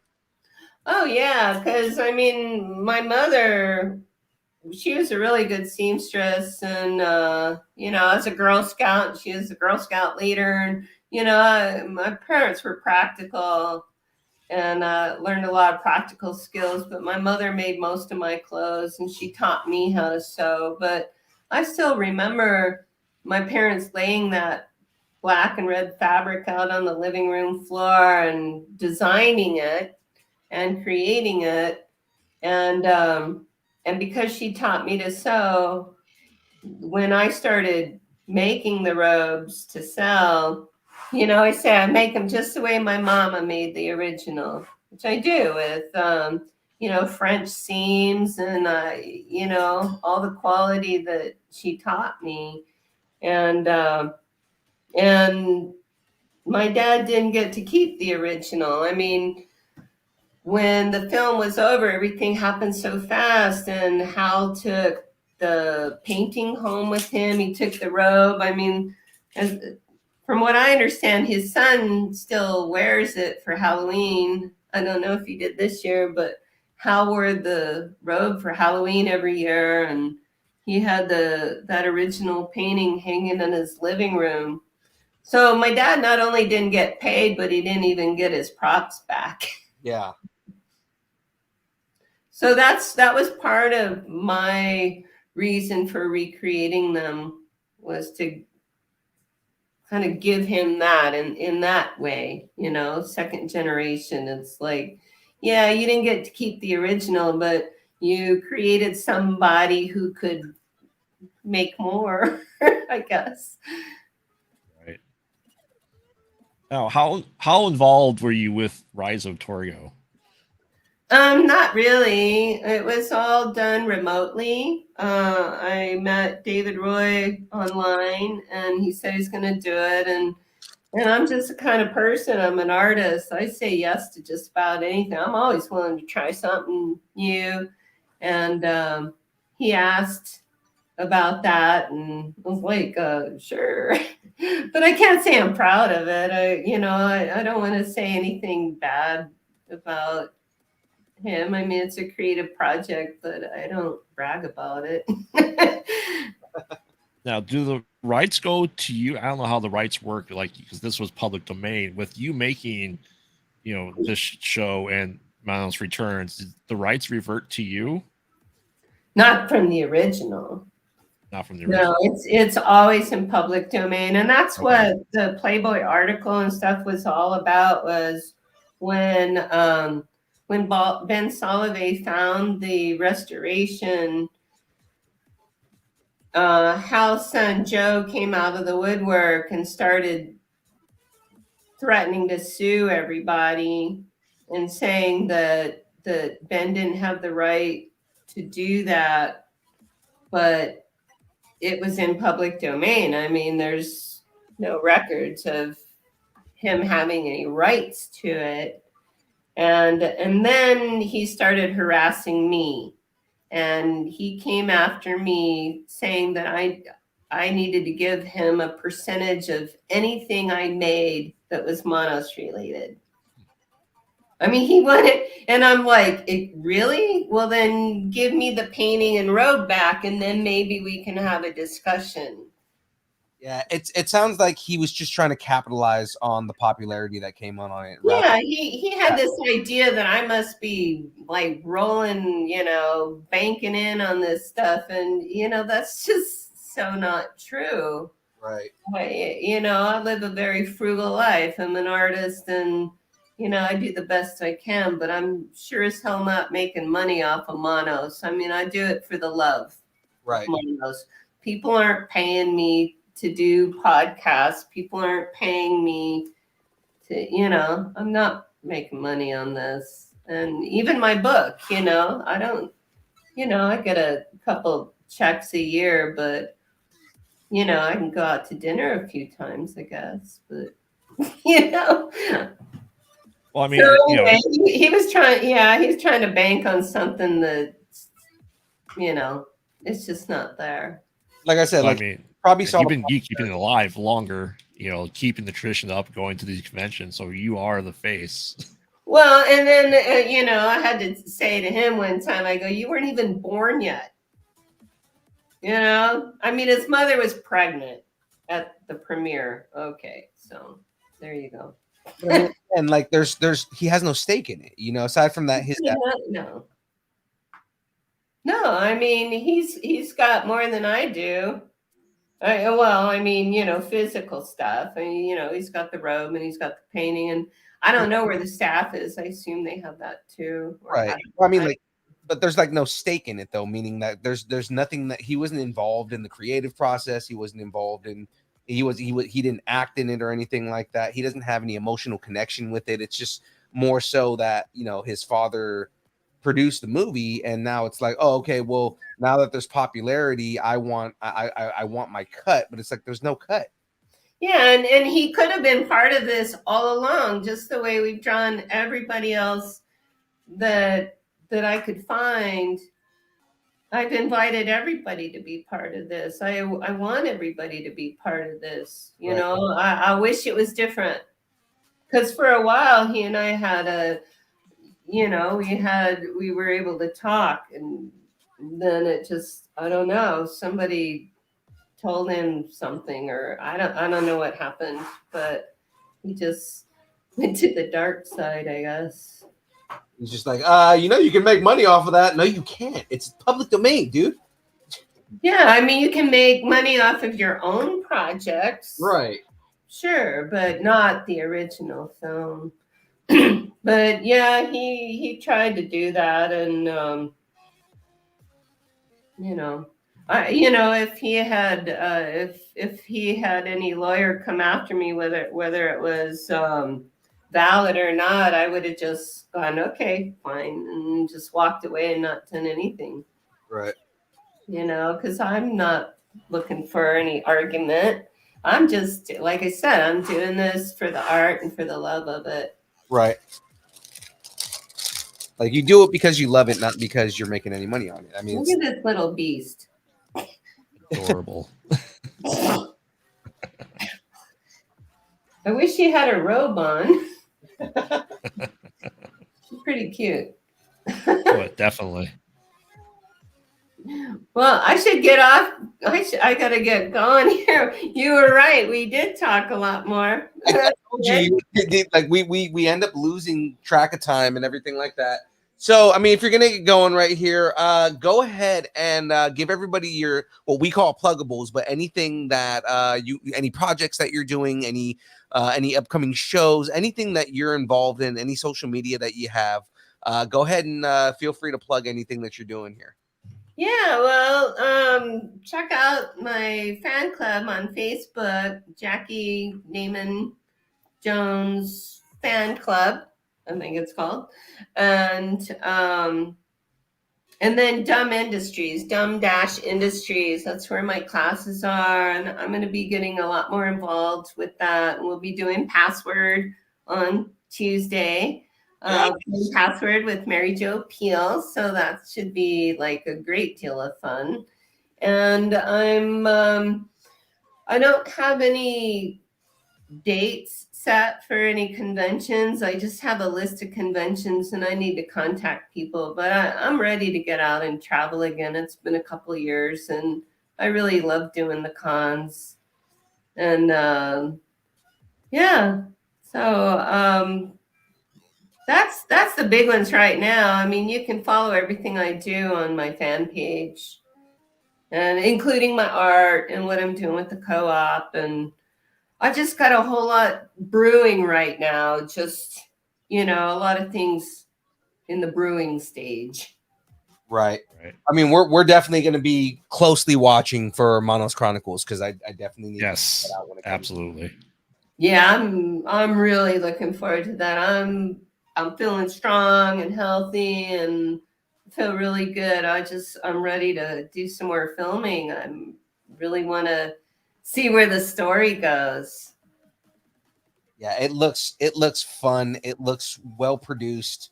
I mean, especially being something that's not just low budget, but something that you guys are doing on your own. It looks great, and I'm excited to see more of what you guys are going to put out. Yes, thank you. Oh, and my Etsy shop. Yeah, check out my book, Growing Up with Monos, The Hands of Fate, How I Was the Child Star of the Worst Movie Ever Made and Lived to Tell the Story. But my Etsy is signed. I can do autographed copies, but you can get it on Amazon as well. And on Audible. Okay, so there's an Audible version of it. So yeah. I believe so. Somebody told me it was. On at least one of those platforms. I think it's Audible. Like in that case, it's like I wonder who's narrating it. I don't know. I mean, I actually did it myself on my YouTube a few years ago, but I haven't looked at it so long. I can't tell you what the YouTube channel is. I think it's Jackey's Monos. Well, that is awesome, Jackey. Thank you for taking your time out of your day here and talking to us about Monos and about your art and about just kind of everything you've been up to. This has been great. Well, thanks for having me. Absolutely. And, maybe we'll talk again and catch up after a while once some of these other things progress. Absolutely. We'll be happy to have you back on and just talk. Okay. All right. Awesome, Jackey. Thank you very much. You have a great rest of your night here. You too. All right. Thank you. Good night. Good night. Good night.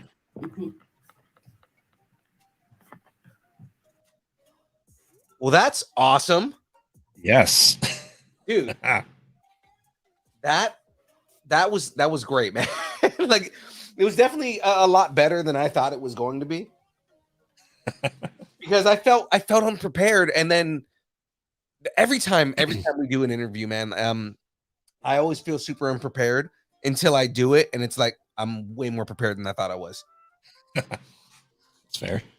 That's fair. Like I said, I watched the whole trilogy just in the past 2 days. Nice.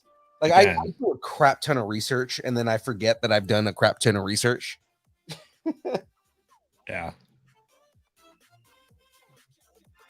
Yeah, how's man. That build going there? Oh, we're doing good. So I've got, without the feet, I've got his legs. Mm-hmm. Right. So we've got R2's little legs right here. Yeah. Right. And then his middle foot. So it's like I've got the frame going here. It looks like I'm building his feet because if you look at the end of what I'm building here. Oh yeah. So nice. It's doing pretty good here, man. So your next thing tonight, you're gonna be playing some Zelda tonight, huh? I will be joining Fours on it. We are working on a new channel for Kyber with the gaming stuff. I mean, yeah, we're doing the gaming stuff, but we actually filmed. We have to redo it because my OBS messed up. We're doing Mega Man X right now. So are you guys doing that live?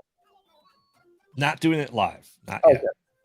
So we're kind of going to alternate, kind of doing the Mega Man X series. Then we're punish ourselves by going to Mega Man, and just kind of do like the whole retro alcove stuff of the Kyber Cave gaming. So yeah, right now he's playing Link's Awakening on the Nintendo Switch, so the remastered version of it. Okay. Oh no. Okay. So is he doing that live right now? Because I thought I saw Yes. Cyber Cave going live. Yes, he's doing that live right now. Okay. I think after the build, I might have to go and join you guys and hang out on that. Yes, absolutely. Come join us. Hell So yeah. Pending my, little computer next to me here saying, "Hey, something's broken at work." Hey, I'm hoping it stays silent for this. All right. Now you're doing what, IT? Mm-hmm. Yep. Okay. So yeah, all the fun things with being a systems engineer. Oh yeah. Computers don't care if it's 2 a.m. Oh, They really not at don't. all. I have described working in IT because I used to work help desk. Yeah. I have described working in IT is literally the definition of insanity. Yes. Because in order to fix a lot of things, the definition of insanity is doing the same thing over and over again, expecting a different result, right? Yep. Literally how you do IT. Oh yeah. Oh yeah. It's Yeah. like working IT. It's like, and I can explain why it works that way, but I mean, it's like you have to do the same thing over and over again because the code didn't, a lot of times it's like a basic C+ code and the timing was off, so something didn't start up at the right time, and the code just shredded itself. So you have to restart this whole system. Yep. And it's like, yeah, the definition of working IT is insanity. Oh yeah. Yeah. Luckily, I've been out of help desk for quite some time now. Yeah. So.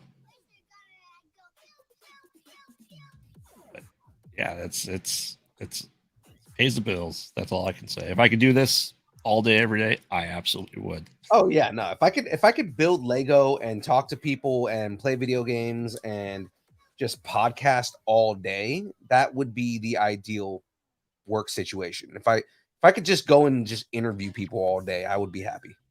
Yeah. Absolutely. Yeah. That'd be the dream. Yeah. But unfortunately, not the options right now. Exactly. Not in the cards. Not in my cards, at least. Yeah. Well, this is the third week of this build, right? This is the third week of this build. So yeah, we're 3 weeks in. Building R2D2. I'm on bag 6 right now. Out of how many? Out of 12. Out of 12. Okay, so about halfway there. Yeah. Nice. Nice. What games are you streaming right now, or going to be streaming? So in Cyberpunk. So right now it's mainly Cyberpunk. I have been kind of off streaming Gotham Knights. Yes. And then I want to start Modern Warfare 2, the campaign. Yeah. But it's kind of hard to find a day for me to stream any games outside of like the time that I'm already like playing, Right. Yeah, I'm going through Gotham Knights with Salem, my co-host. Okay. We're doing it off stream, but it's enjoyable. So far, who's your favorite character to play as? I've only played as Nightwing. Okay, so Nightwing, cool. I've so far, because I've only streamed it 3 times. I've played as a different character each time. Okay.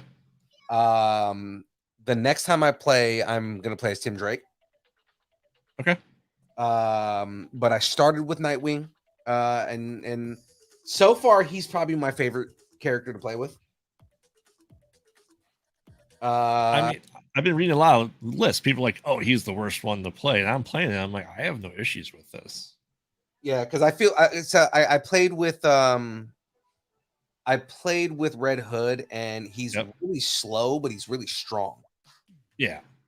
Right. I played with Barbara Gordon last week, and she's pretty badass, actually. Like, she's Barbara Gordon. I mean, and you would expect Barbara Gordon because I mean, next to Nightwing, she's the most seasoned. So it's like, you know, Barbara Gordon's pretty badass, and her storyline's pretty dope too.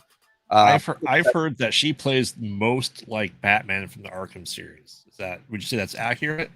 That's pretty accurate.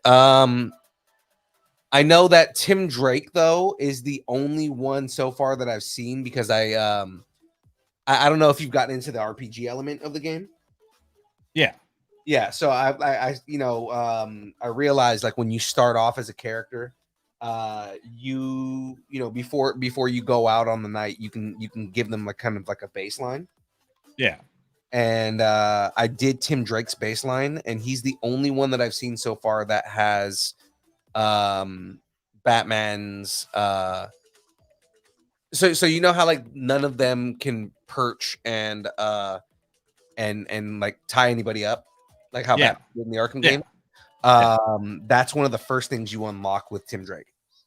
Oh, nice. So I'm actually excited about that because I haven't played with Tim Drake yet, but I set up his basic RPG elements, and I was like, oh dude, he can do the perch and capture that Batman did in the Arkham game. So I'm kind of excited with that because I feel like that's going to give him an advantage when I'm doing stealth stuff.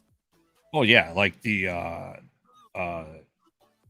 identity one that you have to like sneak around and disable cameras and not get caught for those missions. Yeah, I keep like I can't get close enough to that where I don't get caught. Yeah. Because I tried it with Barbara Gordon and it just wasn't working. So I was like, okay, you know what? Forget this. I'm just going to wait until the next night. And then I saw all the Tim Drake stuff and I was like, oh, this is going to be perfect. Yeah, I read that, although that Barbara can hack the cameras. I don't know how quickly that is in her skills tree. Yeah, so I've seen that. The other thing I'm excited about, or what I've been trying to figure out, because I was looking online. Aaron Watson, who was in the chat earlier, he tried to look it up for me, but I want to know how to unlock the samurai armor, dude. Yes. So dope. I know one armor set you have to pay for. Really? Yeah, it's $25. What? Yeah. Because it's just cosmetic. Yeah. You know, so it's not, at least it's not a pay to win. It's a pay to look pretty. Yeah, it's fine cosmetic, which is like, you know, I mean, that's what like most games are. It's what Destiny is now. Oh yeah, absolutely. All the badass cosmetics in Destiny are all paid. Right. Or they're, you know, like, or you have to get them out of a you have to get them out of like a raid or something. Yeah. Yeah, absolutely. Which actually, we I was gonna say actually another thing that I'm waiting for them to do is bring back the Crota raid, so that way we can get the old school Crota armor. I was not a D1. Oh, you weren't a D1 guy? No. Oh man, the Crota armor, the original Crota armor was the most badass armor, dude. Yeah. See, that's the thing. Like, you know, I play Destiny with Salem, and we don't really do raids just because we don't have a big enough group to do like a 6-person without finding people. Yeah. So maybe we'll have to play together some Destiny when that raid potentially comes back next season. Yeah, because I think that's what they were saying is next season. Yeah. The Crota raid is supposed to be coming back. Yeah. And that's the one that I've been waiting for, because like, yeah, Volta Glass was always fun. I do like that King's Fall is back, and King's Fall is way easier this time around than it was the first time. But yeah, the Crota raid was always my favorite. I've had to find some people just to do some raids just to get some of the weapons, but I haven't done them in a while. Yeah. And there's still weapons that I don't have just because it's hard to get people to raid every now and then. Yeah. You know, and it's like, Yeah, there's a couple of weapons that I still don't have. Like I don't have I'm trying to remember the name of it, but it's the one where when you shoot it, because you get it from the Last Wish. It's the one where you shoot it and like it like puts a bubble around them and it lowers their Yeah. health. I'm trying to remember what it's called. I don't remember what it's called, but like that one is a big deal for like big boss fights. Right. Yeah, the damage output out of it's ridiculous. Yeah, and it lowers their health so that way everybody else can put output more damage. Yeah.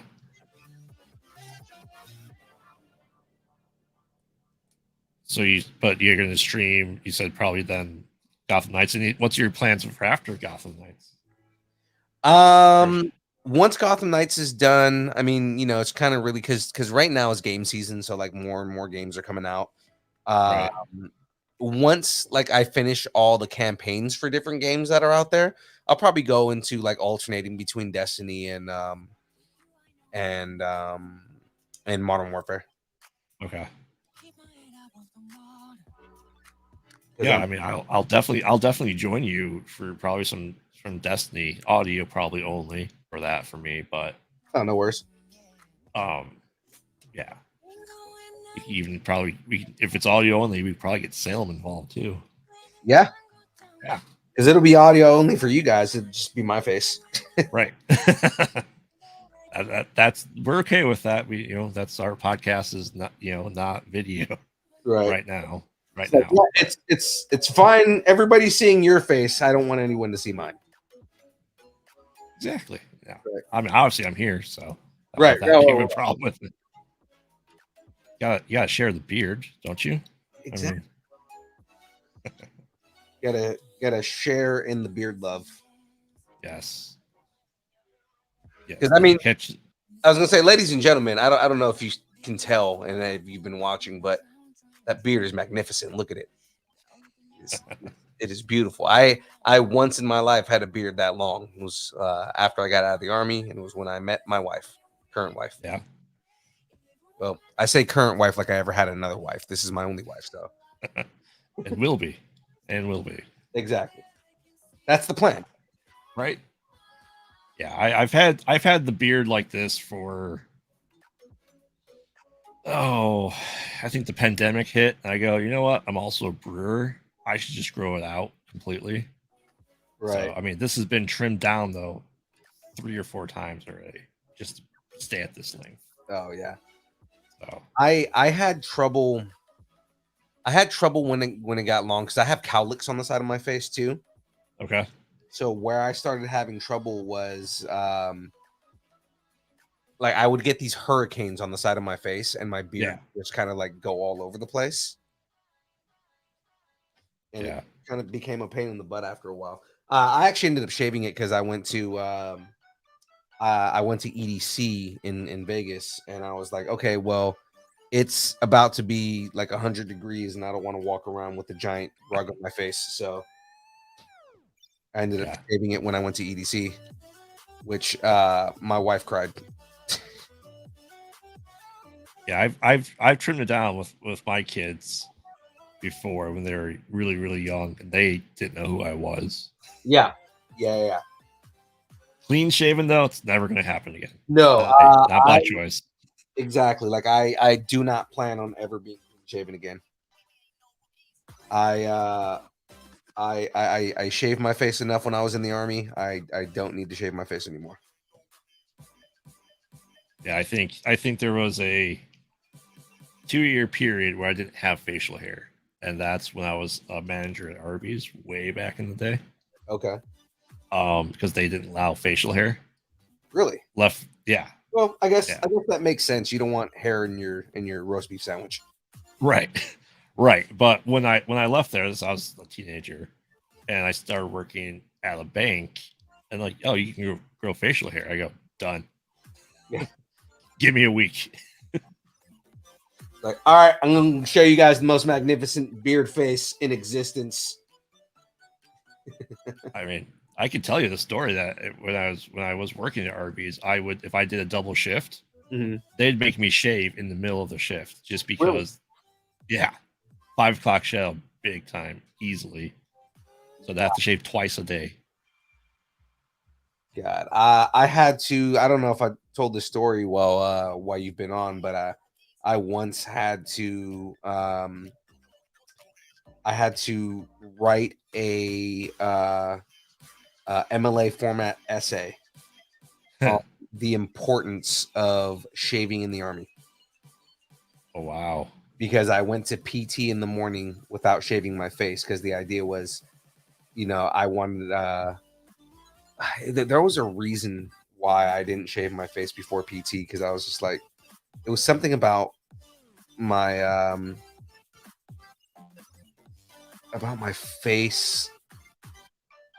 I don't remember. I wanted it to be like a cleaner shaven face, and I didn't want the sweat going into like all my facial pores or something like that.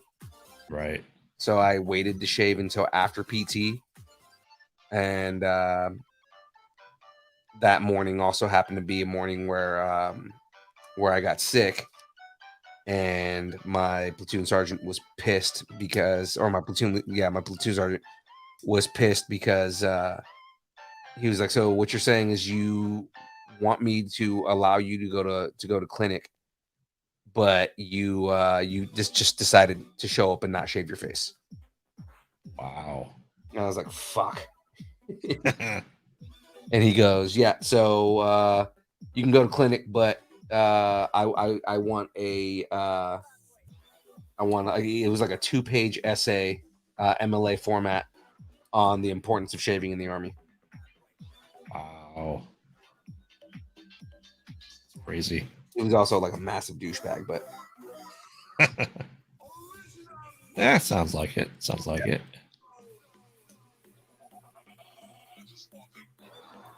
Still on this 1 foot, huh?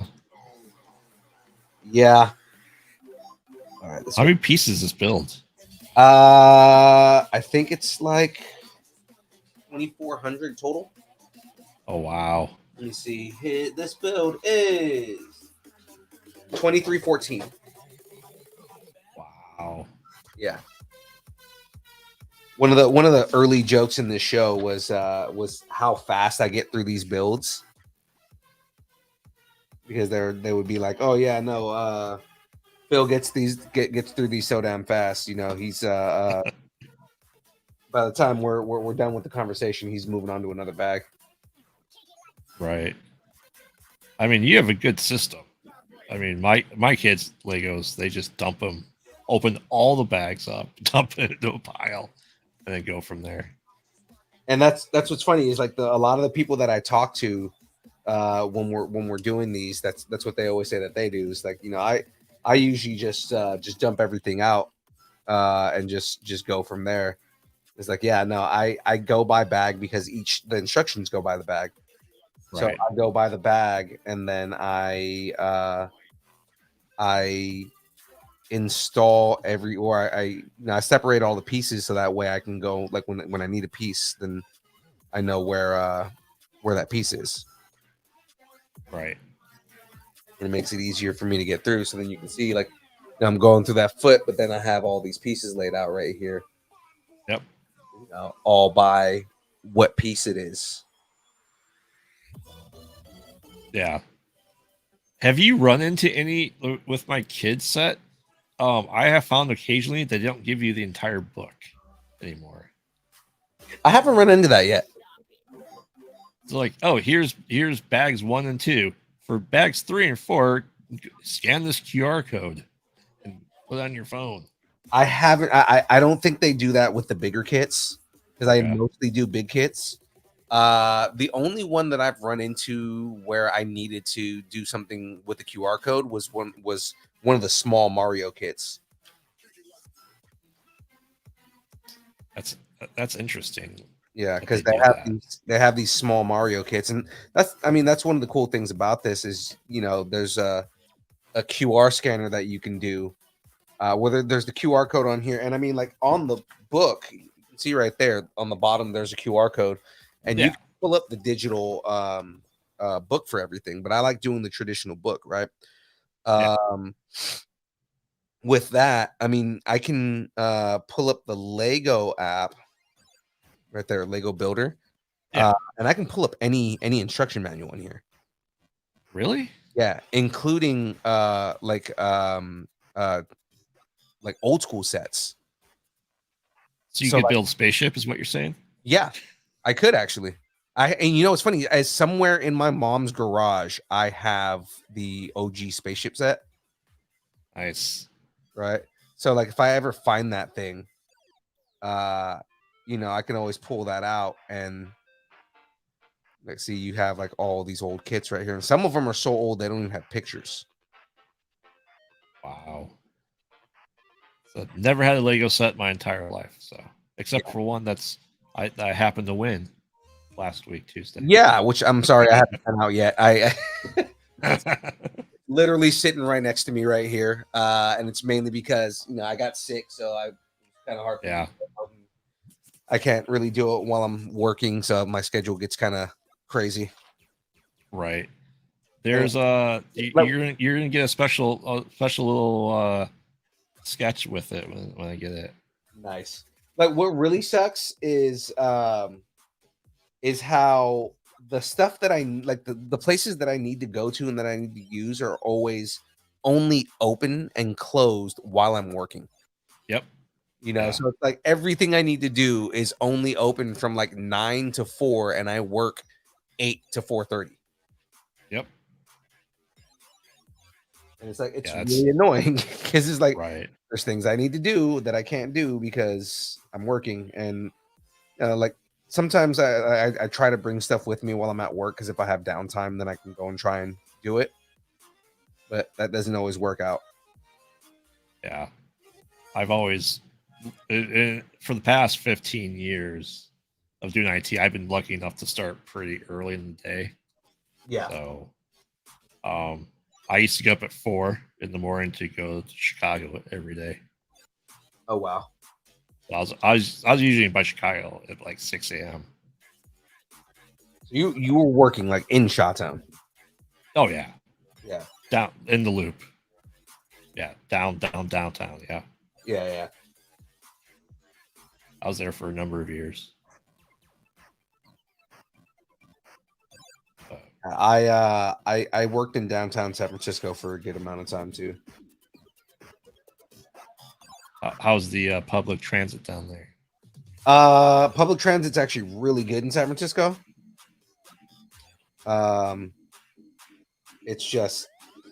It's San Francisco, so I mean, like, it's just crowded as hell to begin with. Never been. Been to California, but not that I can recall because I was so young when I went there. So I was gonna say where in California, but I mean, if you were young and you came to California, it's not gonna be anything you remember. No, I think I've been to 48 states. Nice. I can probably recall most. I can recall most of them.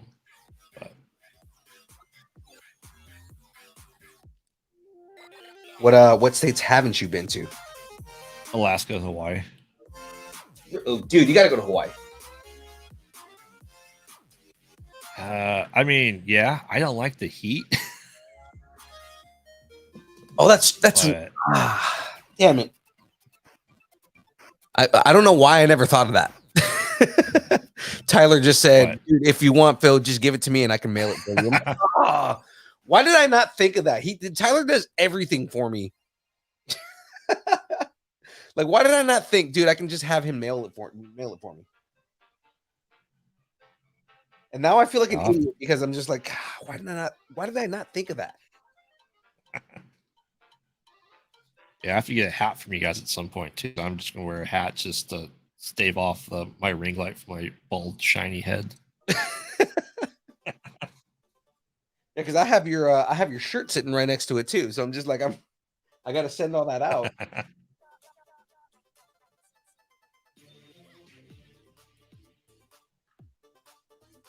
Are we looking on time? Oh, I didn't even realize it's way past 8 o'clock. All right, wrap it up. Yeah, I gotta wrap it up. I did not know it was this time right now. How much more do I have left on this piece? Okay, I'm just gonna finish this last piece right here because it's only All like right. half a page left. I thought I was still waiting to kill time to finish the episode here. I look at the time. I'm like, "Whoa, I'm 15 minutes over. What the hell?" Yeah, that happened last time I was on with Lord Laura. No, see that when we were on with Lord Bloodraw, it was more like the conversation was continuing to go. This time around, I was more so like I was looking at it like, okay, I need to kill a little bit of time just to get to the next part here. Yeah. Okay, let's see how they have this here. So it goes back piece to top piece. What piece is that? Is that like rubbery or? Yeah, so it's supposed to be like a little tube, Okay. right? And the idea is that it's representing like the rubber tubing going down the side of his foot. Okay. So I'm actually going to tell what those were made of. Yeah, it's like plastic. Okay. That's cool. Kind of cool that this opens up right here and goes down. You can adjust that. Okay, so this goes green side up. This is this side of the foot. So this goes here.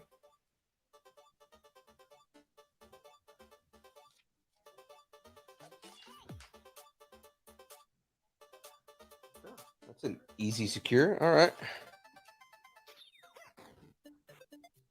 Okay, so that's just going right here, and it's just keeping it from falling down. Oh, yep, there it goes. Nice. Let's see.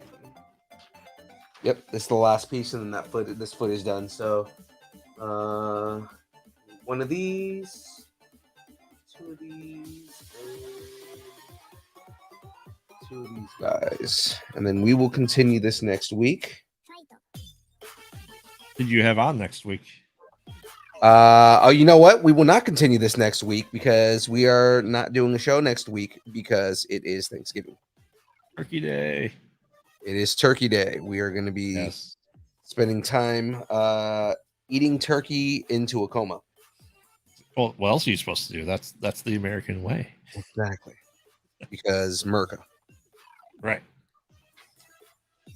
Okay, so this is where we're leaving it. Again, just showing it right here. That comes back. His leg doesn't go out far enough. Oh, there it goes. Okay. So, got his two little legs right here. So, little, all that right there. His leg moves so that way you can move it around and whatnot. This is pretty articulate for what it is. Yeah. It's not motorized, right? It's just... No, I wish it was motorized. That'd be amazing. Lego motorized. Why not? You too.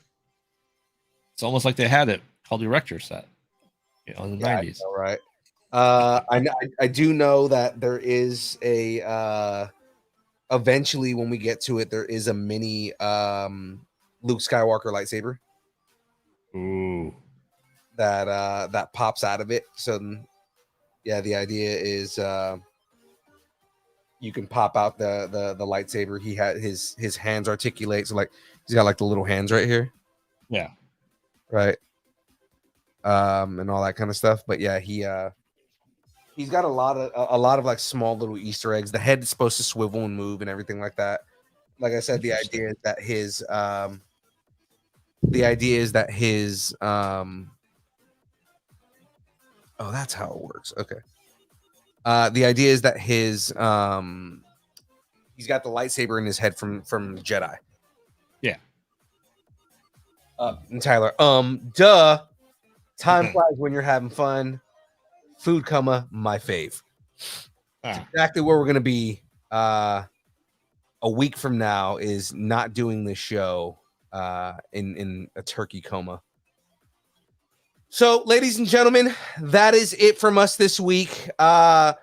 Again, she's not on the show to hear it, but we've got a big, huge shout out to Jackey Neyman Jones for coming on the show and talking about her experiences with Manos and the Hands of Fate and all the experiences growing up in that universe and with her father, her dad, the master, who is right there behind Graveyard there and seeing there. So, yeah, guys, we had a ball. I had a blast. Matt, I hope you had a whole bunch of fun, man. Oh, absolutely. It's always a blast coming here. Oh, I love it, man. And then that's the whole thing is I want to make sure everybody's having a good time. Everybody's having fun, right? I mean, that's really what we're here to do, right? So that being said, sir, it is time for pluggables. I'm going to need you to go ahead and plug all of the things for me here. Yes. Put you on the screen. All right. So I'm Graveyard. I am a co-host of the Mostly Pod Out at Night, Mostly podcast. We do a weekly horror review of movies, anything, topics that come up. You can find those every Wednesday at midnight. They release wherever you can get podcasts, Amazon, Spotify, all those places. You can also find me at Kyber Cave Productions and gaming channel. Join Mezzo next week live for that gaming session. You guys are doing Phasmophobia, right? Yes. My first time playing it too. I've watched a couple streams of Phasmophobia, but I've never actually played it. So I'm hoping the poop gets scared out of you here. We'll see. I don't think it's going to jump scare me, but we'll see. We'll have to, big words right now. But right. Also in Kyber Cave After Dark every Friday evening. You can find us there, and like I said, working on some more retro stuff at Kyber Cave Gaming too. Hell yeah, man! And then of course, you can always find us everywhere that social media exists. If you're looking on all the social medias and everything that's there, guys, you can find us. Of course, my whole thing just froze. Guys, you can find us on all the social medias that exist, on the Facebooks, the Twitters, the Twitch, the YouTubes, the Instagram. We've got a Discord. Come on, guys. You got to check us on the Discord. That's where all the fun is happening. Yes, join us. It's a great place there. Love it. One of us. And then on top of that, of course, you can always find us on OnlyFans because that's the best place to find distance nerding is pictures of birds' feet all over OnlyFans. Other than that, GeoCities, Yahoo Spaces, MySpace. We do have a MySpace. That is the thing. I'm not kidding. That I made it to MySpace because MySpace still exists. Nice. But guys, find us everywhere where social media exists at Distance Nerding. Right now it says Graveyard. It's not Graveyard. It's Distance Nerding. All right, ladies and gentlemen, of course, we love you all. It is time for the dance party. Let's have some fun. Get it going.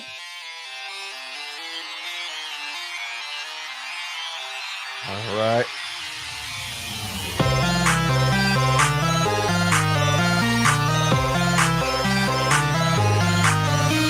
Oh, yes. I was like, what does he have? Oh, that's Rowan. Okay. Yes. Distance Nerding.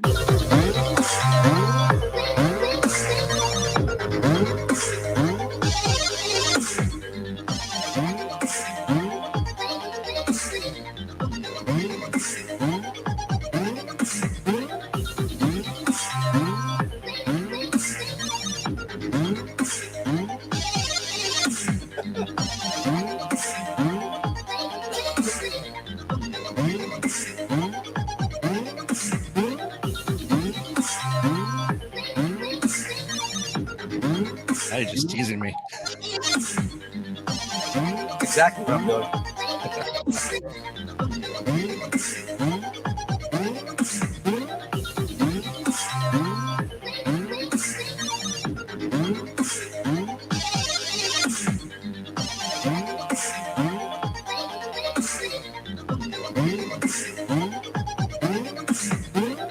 See everybody on Monday.